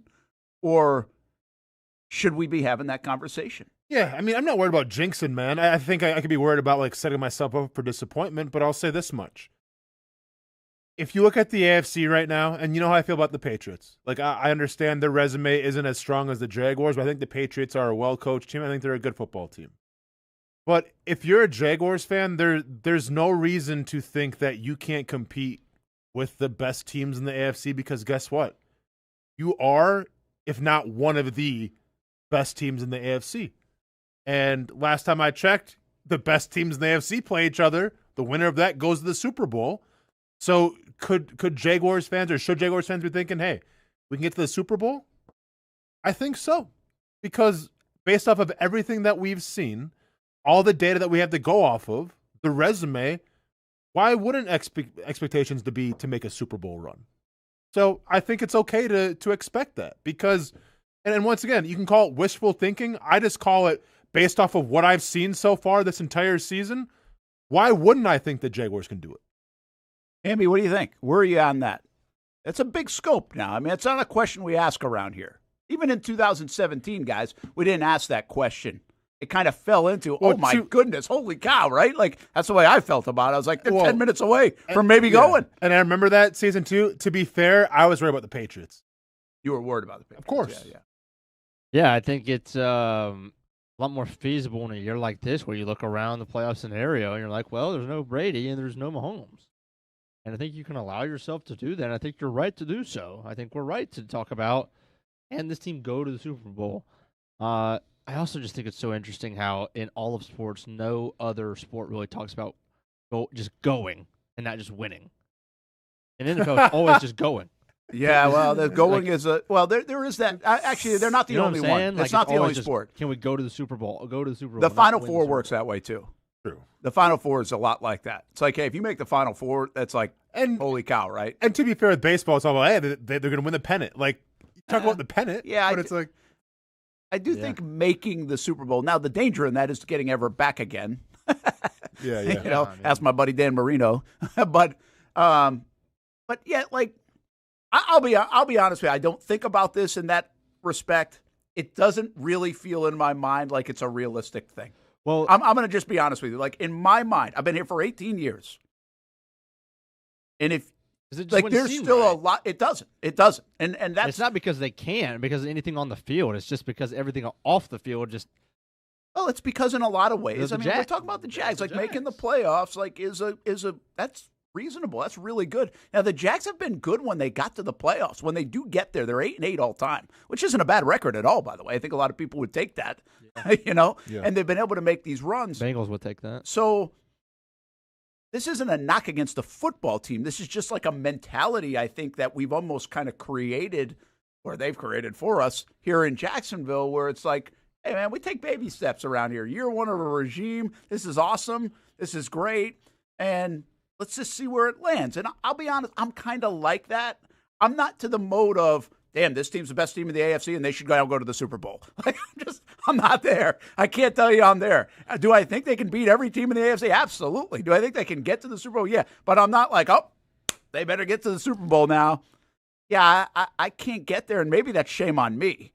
Well, I don't. Is what I'm saying, I guess. I don't think it is shame on you. I think it's you not getting ahead of yourself. But it kind of leads me, and I don't know if you wanted to take this another situation or somewhere else, but Cohen yesterday saying we didn't even bring up the news that we made the playoffs with the team. Didn't even do it. Yeah, yeah. Like when the Colts lost on Monday Night Football, pretty much saying it wasn't mentioned. I believe that. It was not mentioned that they had finally clinched playoff berth. You think so? Yeah, because first of all, I think everybody knew. Okay, that's what I was getting at. I think there was like a 99.8. They all knew. Like it was such an anticlimactic thing anyway. Like the Jags were going to be in the playoffs. Yeah. But so I think that part of it they didn't have to worry about. The victory Monday, and then they see you on Wednesday. The fact that on Wednesday, yeah, it wasn't even mentioned. Well, yeah, hey, but we're in the playoffs. Nice job. Clap it up for yourselves. All right, here we go. Yeah. Yeah, I get that's got to be rare. I'm going to take what you just said in a different way, because what caught my ears on this, and I think you said it now a couple of times last couple of weeks. But have you ever played for a coach that doesn't lay out goals? Because I feel like most teams and most sports and most levels have goals. And like even Sean Payton, he'll say like our goal is not like the number one seed or whatever else. Our goal is to win the West, and then our goal is to this, or then our goal is to that. But I'm just surprised to hear him say it. Like, they didn't even talk about this at the outset of the year. It's not like win the division. They didn't even say, hey, let's go win the division. Yeah, a lot of teams will at least set that, let's go win the division. Do they have goals? Like, do they have goals in terms of games, right? Like, offense puts up this many points or yardage or That's not? a good question. I feel like don't they know do. that. I think every team's got that, right? You got to have that. Maybe not. I don't know. That's why I think it's a little bit different. Oh, that's sure. That's a thing. Yeah, like that's like, Even hey, now? you know, like let's get 2 takeaways, 3 takeaways. Like that's a goal. Like, yeah, man. Like, Yeah, it's kind of like it's presented a little bit more like the path to victory, almost, right? Sure. Like if we do this, boom, boom, boom. It just kind of reaffirms that each part, like whether it's special teams, offense, or defense, is doing their job. So maybe there's some dialogue with that. But to be fair, Andy Reid didn't like the when he addressed the team in training camp, it wasn't like, hey, our goal is to win. But keep in mind that you're talking about a 2-win Chiefs team from last year. Yeah. But he's just like, hey, think we have some good players. Gonna drop some good plays. Gonna be good. So that's all. It wasn't like, hey, our goal coming in here, mission starting in April, is to win the AFC South, or in that case, AFC West. It wasn't that. No, that's not what I got. But once again, I think from where he started, and maybe Liam Cohen's the same way. Like from where they started, expectations weren't that high. I felt like this might be semantics in a lot of ways. I feel like most people go with the 1-0 mantra, right? Like the 1-0 mantra is an easy mantra. I do feel like there's a little bit of a turn here. Like even when Coughlin came in 2017, I felt like it was so much emphasis on the division. Mm-hmm. So he put the division stuff on the wall. He put the records of them, I think, on the wall, and the dates when they played them right on the wall, right outside the locker room. So it became like kind of the psyche, right? Because if you win that, you go to the playoffs. Yeah. So in a sense, that's a goal. Whether you're saying that every day or not, that's the goal. And it's kind of a subliminal message at the very least. I do think this new way of thinking, this new wave, and I don't know if it's as new as I think it is, or I just see it a lot more, is just this whole process. We're driven by process. Process. We're not worried about result. I do think there's an old way of like we win at all costs. Like win. It's all about winning. I just think it's presented differently. It's presented like go about your business each and every day, and we'll see where the scoreboard ends up. And that's been a very transparent message from this group. Is that a transparent message in general from younger groups now? Is that a different wave? We've seen that shift in sports in general. I'm not sure. I find that interesting, though, from a psychological standpoint, like a sports psychological standpoint of how it's presented. Because, again, most players like you are goal-driven. Most athletes are very goal-driven. I don't know if you are. I'm just saying a lot of people are, right? Right on the locker, right? All this stuff. And they have their goals, some on a daily basis. So, yeah, and here's the thing, and this is why I think Liam Cohen is the perfect modern NFL head coach because he understands how the modern NFL player thinks. I think the whole goal thing, sitting your team down, like trying to, because I had this in Chicago with Mark Trestman, like trying to visualize the parade. And like, really? He did that. We did all that, and like it's going to be a celebration and all that stuff. I think that's a very old school way of thinking. I think Liam Cohen has it right where it's an old way. Dude, because this is Liam Cohen. Liam Cohen, it's not, hey, let's win this. It's based off emotion. It's felt like it is. I understand. His coaching style is based off of people talking smack and then using that against them. 100% with Cohen. I'm just surprised with. I feel like manifestation is a newer thing, at least to me, the last 10 years. Okay. So, imagining the parade would match that. And I would have thought a lot of coaches would have incorporated that into what they do now. But see, to me, whether it's a parade, whether it's winning the AFC, like it takes a little bit of imagination, but it's still goal setting.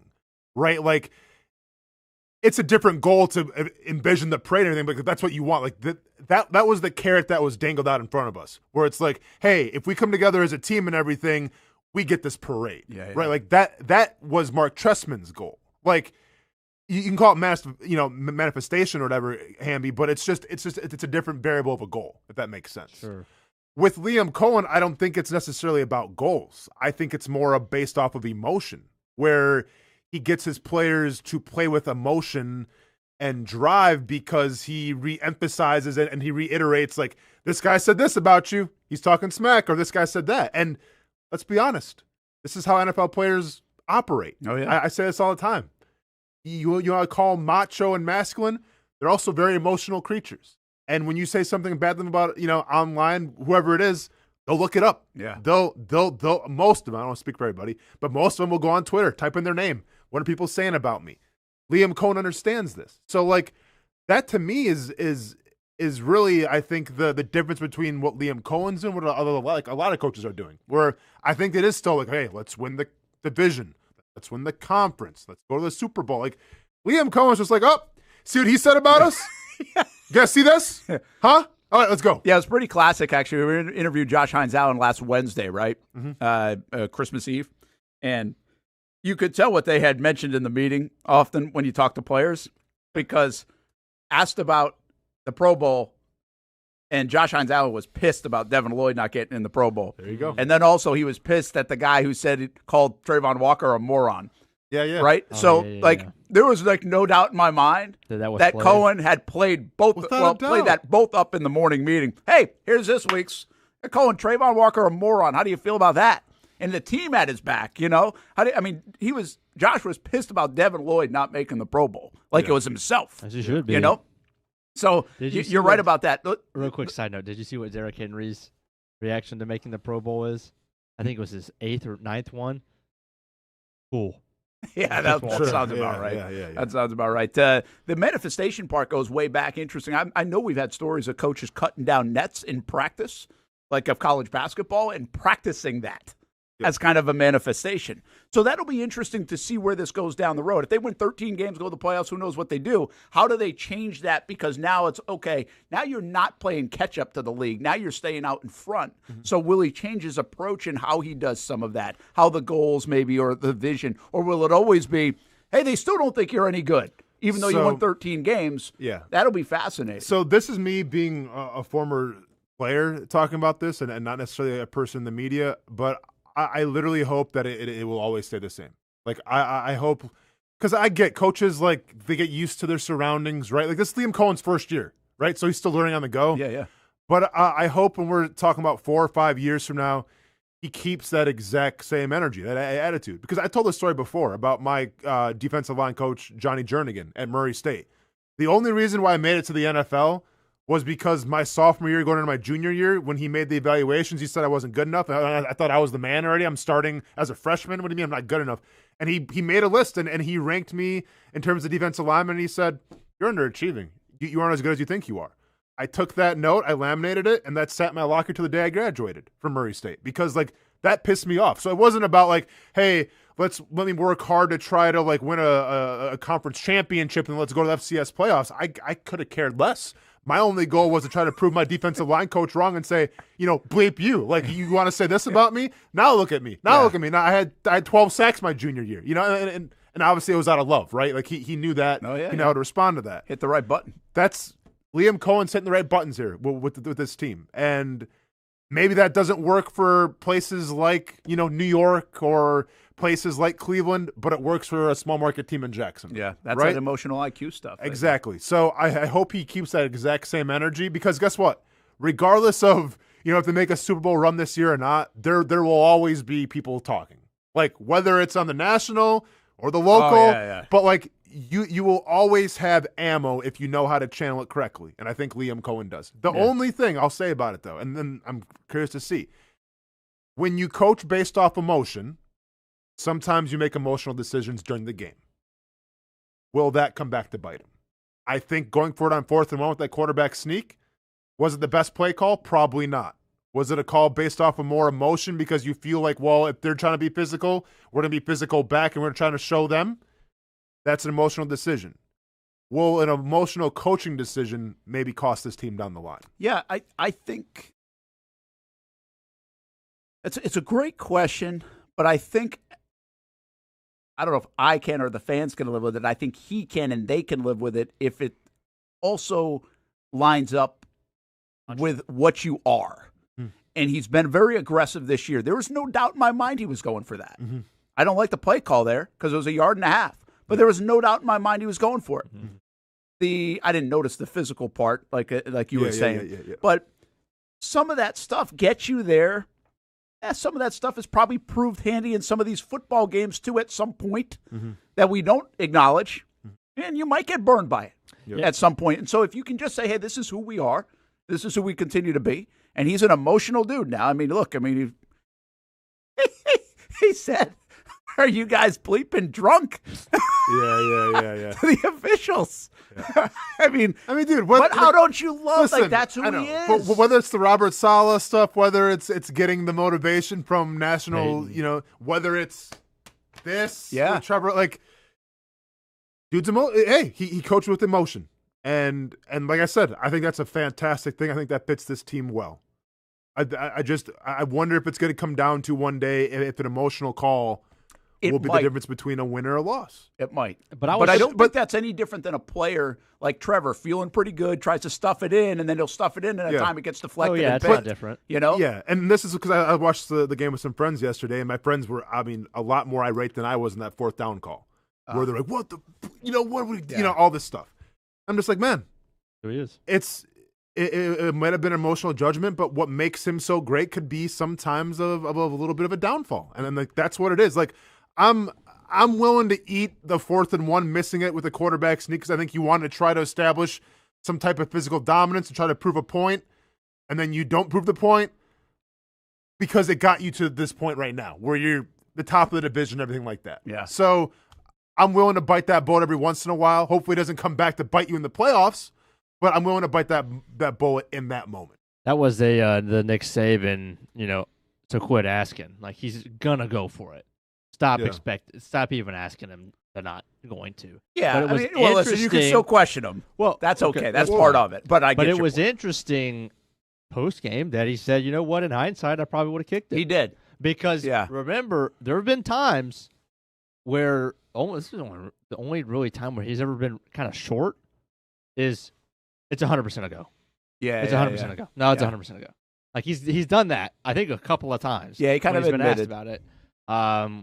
Where he's just like really not going to even explain it because it's but even going to go. Yeah, but for him to say, hey, in hindsight, might have kicked that one because of the way our defense was playing. But then he said, "But we could get a freaking yard." We got to get. I know, because once again, that's the mentality part. That's the physicality that Austin's talking about, and that's the emotion of maybe you're not thinking through because you want to prove a point. And this is just me gearing for another show I have to do later today with Pete Prisco, where I know I'm going to hear all about what the hell. It was just like, man, like what what makes him such a great leader in that locker room and get guys that play for the best sometimes could backfire a little bit. And that was an example of it.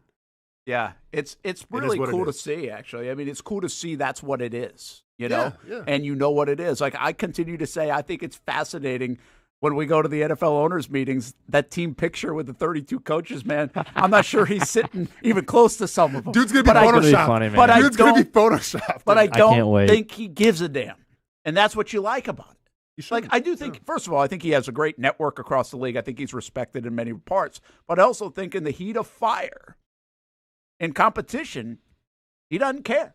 And I also think there's one other part that I don't know if we fully appreciate, because I said it to some of the PR folks yesterday. I said, he's going to be pissed after this game. He's going to be really pissed because I think he has such a high standard. And I think that's what he's brought to this organization, whether he's always been like that or he saw it with McVay and the Rams of what it's supposed to look like. Yeah. I think that has raised the expectation. And Tony has that. We know that as a competitor and a Hall of Famer. And I think Gladstone has that. It's hard to know exactly in that spot, like how his level of standard is compared to everybody else's. But you really see it, I think, in the coaching. And I believe, like, there are times where he has come off that field, even after a win, and he has been really pissed off at the performance because they couldn't do a couple of things. It was a few weeks ago, he was complaining about the run game. He came in on a Monday, like this day presser, and he was like, yeah, we didn't run the ball well at all. Like, we didn't do, like, people were praising, like, how well they did. He was like, yeah, well, we didn't do this and that and this. The standard is high. And I think that bodes well for the future in Jacksonville because, quite frankly, I've said this before, our standard, I just got on this conversation about the Super Bowl. Our standard isn't that high. My standard isn't that high. My standard is like be in the mix in December. Please, like win some football games. Go to the playoffs. That's my standard. But he's raising it to a level of, no, like it's got to be 35-plus points a game.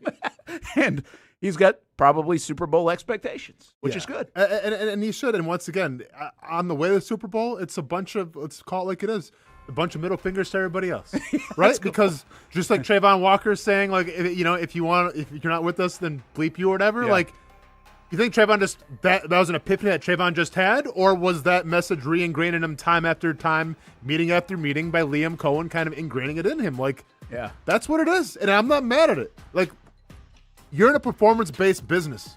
You ain't trying to make friends. You're trying to get wins.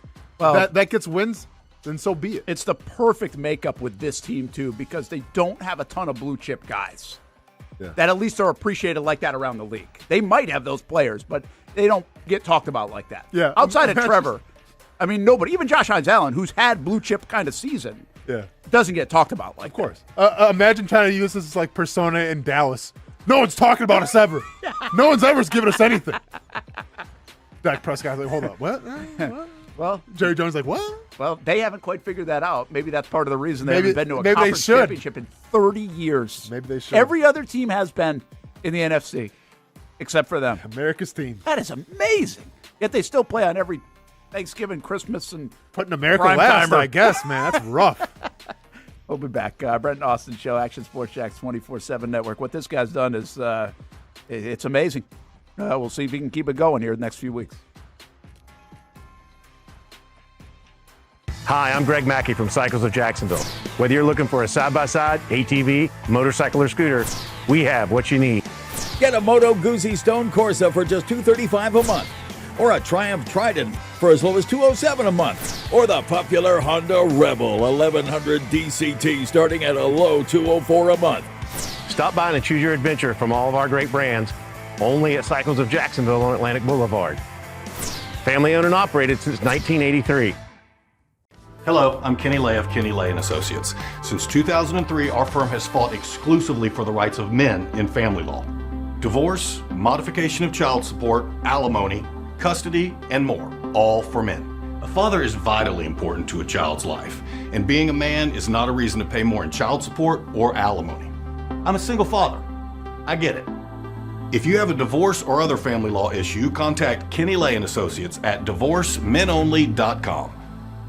We've been telling you about the Action Sports Jax 24/7 network for over a year now. How to find it, what to see. Simply put, it's TV online. Local sports content all day, every day, just like this.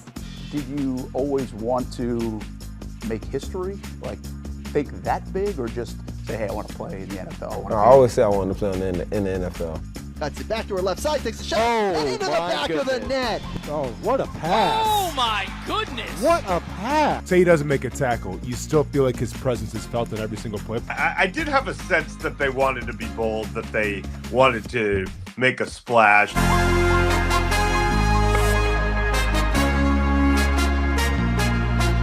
It's content you won't find on TV. Find it on actionsportsjax.com and just sit back and watch local sports all day on the Action Sports Jax 24/7 network.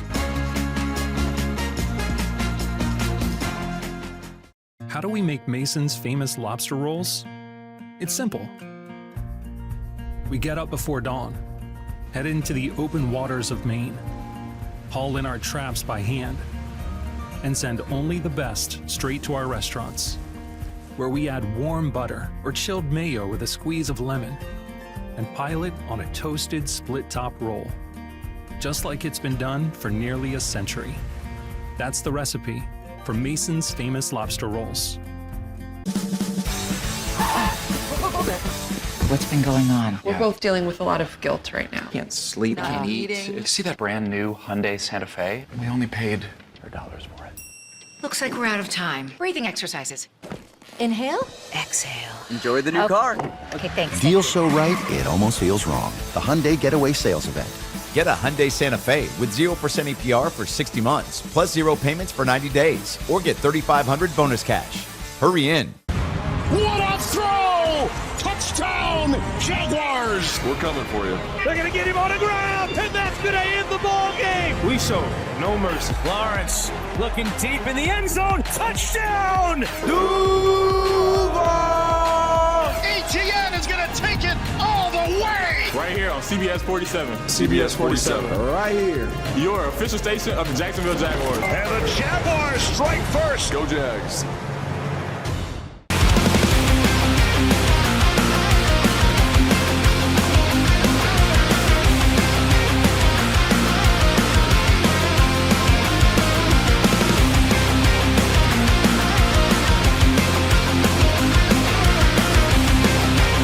You have the opportunity to explore what you might want to do with your life. There's so many opportunities here that it can spark interest that you didn't even know you had.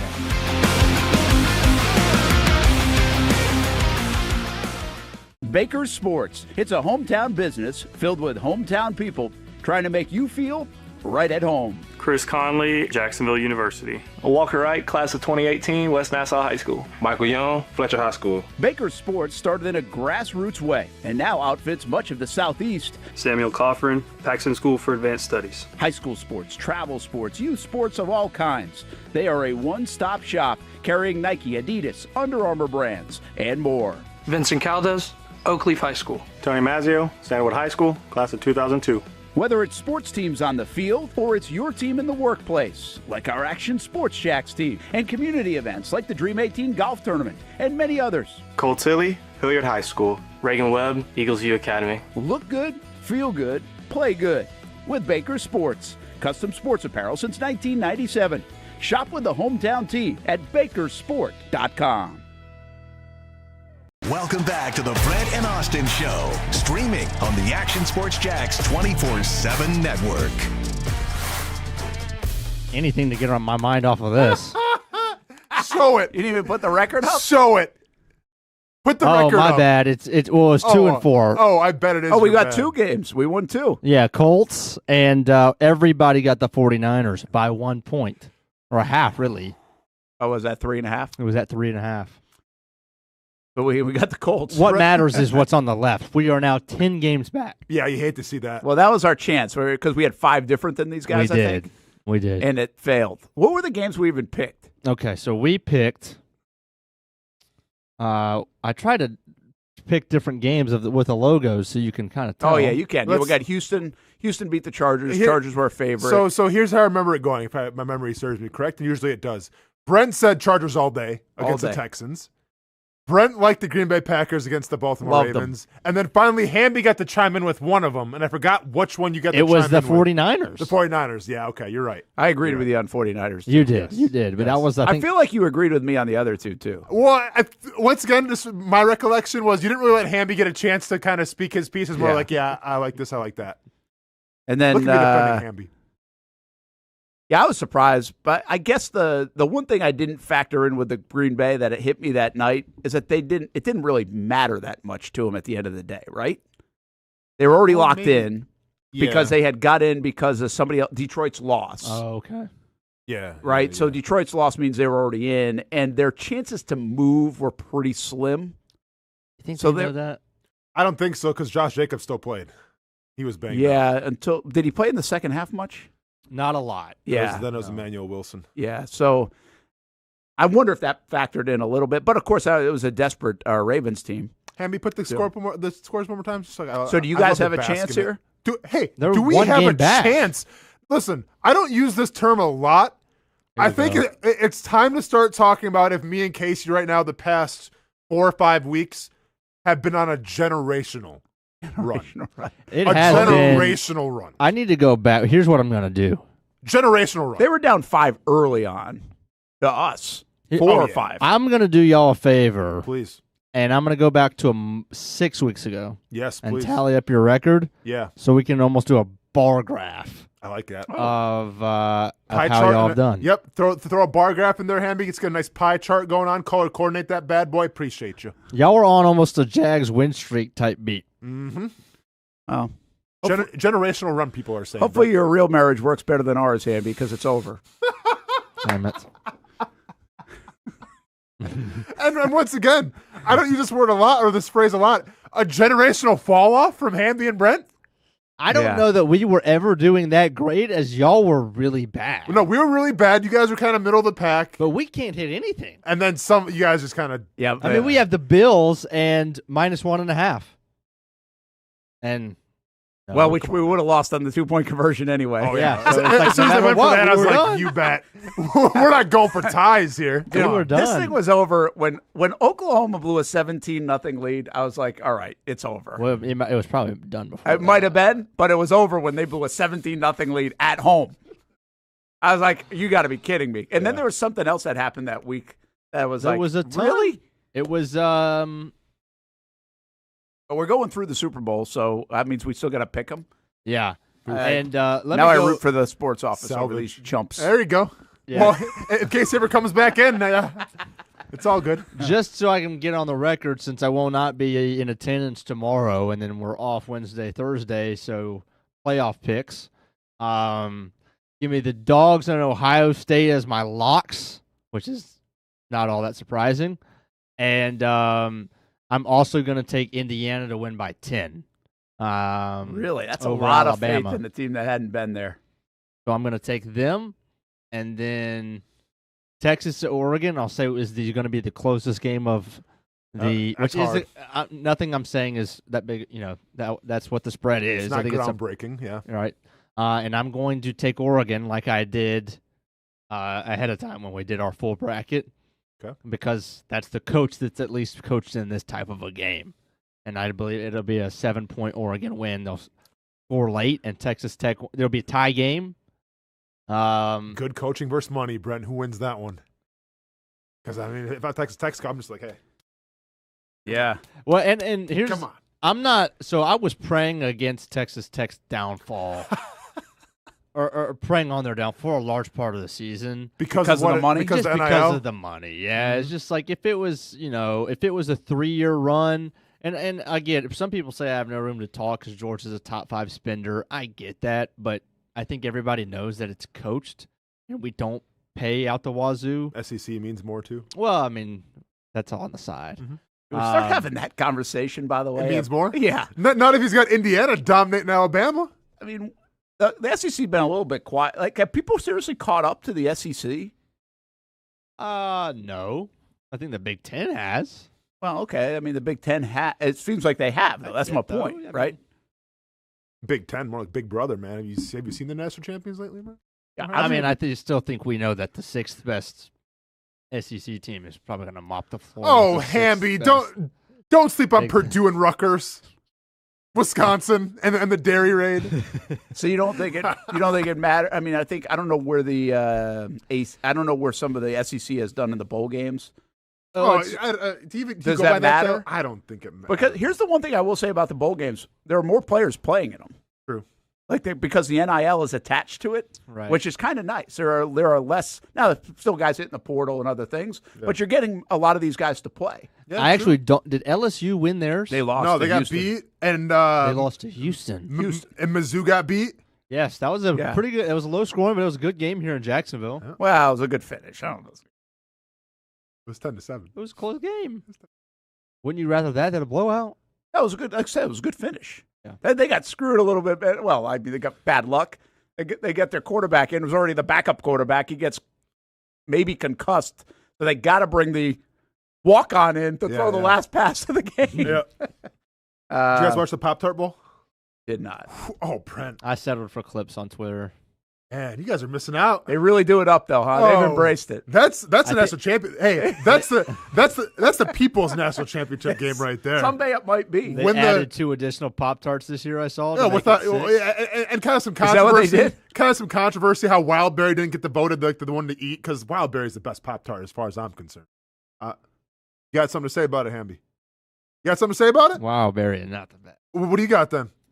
That traditional strawberry, this dude. I'm not a Pop-Tart guy. The cookies and cream. I haven't been for 20 years, but I never was. I had a childhood. I cookies and cream was unreal. That's what he had, right? When he won, BYU coach. No, it was strawberry. I think strawberry. Oh, really? Well, maybe I don't know. See, it's just what I pay attention. I don't know either. This is a burning topic here on the show. Well, today. I'm just saying, man. It was meme. Like the memes were everywhere. Oh, yeah, I did see some of it. And then the Snoop Dogg has it because he's everywhere. He had his own bowl as well. After performing at Christmas. Yeah. Oh, he had his own bowl game. Yeah, he had his own bowl game, and then he was like doing he had his own bowl game. He was doing play-by-play like in the color commentary in the booth. And then he was on the field, like, hanging out. Guy was everywhere. But on Christmas, it was one of the weirdest crossovers I've ever seen. It was Snoop Dogg rapping, and then here comes Lainey Wilson. What's wrong with that? And then, what's his name? Bocelli, a great opera singer who's blind. Yeah. And Snoop Dogg is, like, vibing. What did he sing? Was it was a Christmas Carol, right? Yeah.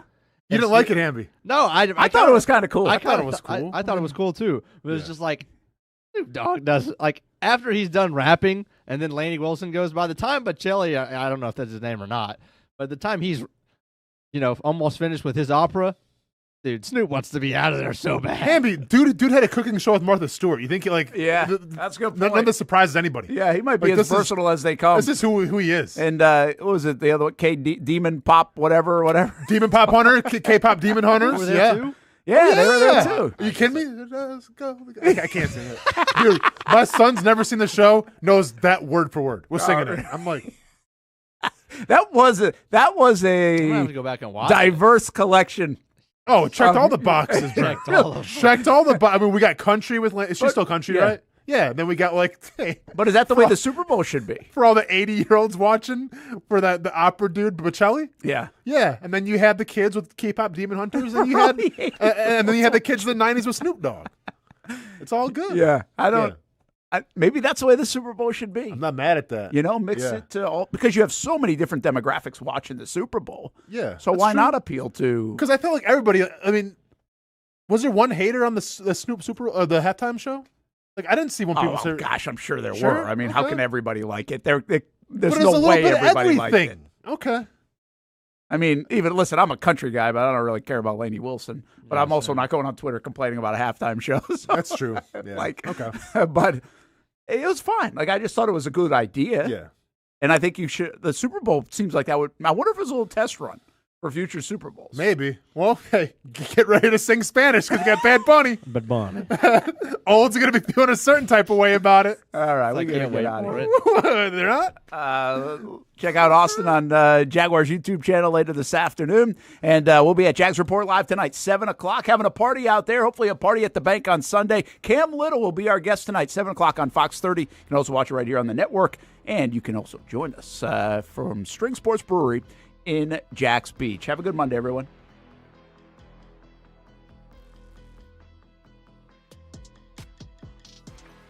Hi, I'm Greg Mackey from Cycles of Jacksonville. Whether you're looking for a side-by-side, ATV, motorcycle, or scooter, we have what you need. Get a Moto Guzzi Stone Corsa for just $235 a month, or a Triumph Trident for as low as $207 a month, or the popular Honda Rebel 1100 DCT starting at a low $204 a month. Stop by and choose your adventure from all of our great brands, only at Cycles of Jacksonville on Atlantic Boulevard. Family owned and operated since 1983. Hello, I'm Kenny Lay of Kenny Lay & Associates. Since 2003, our firm has fought exclusively for the rights of men in family law. Divorce, modification of child support, alimony, custody, and more, all for men. A father is vitally important to a child's life, and being a man is not a reason to pay more in child support or alimony. I'm a single father. I get it. If you have a divorce or other family law issue, contact Kenny Lay & Associates at divorcemenonly.com. We've been telling you about the Action Sports Jax 24/7 network for over a year now. How to find it, what to see. Simply put, it's TV online. Local sports content all day, every day. Just like this. Did you always want to make history? Like, think that big, or just say, hey, I want to play in the NFL? I always say I wanted to play in the NFL. That's it. Back to her left side. Takes a shot. Oh, into the back of the net. Oh, what a pass. Oh, my goodness. What a pass. Say he doesn't make a tackle, you still feel like his presence is felt in every single play. I did have a sense that they wanted to be bold, that they wanted to make a splash.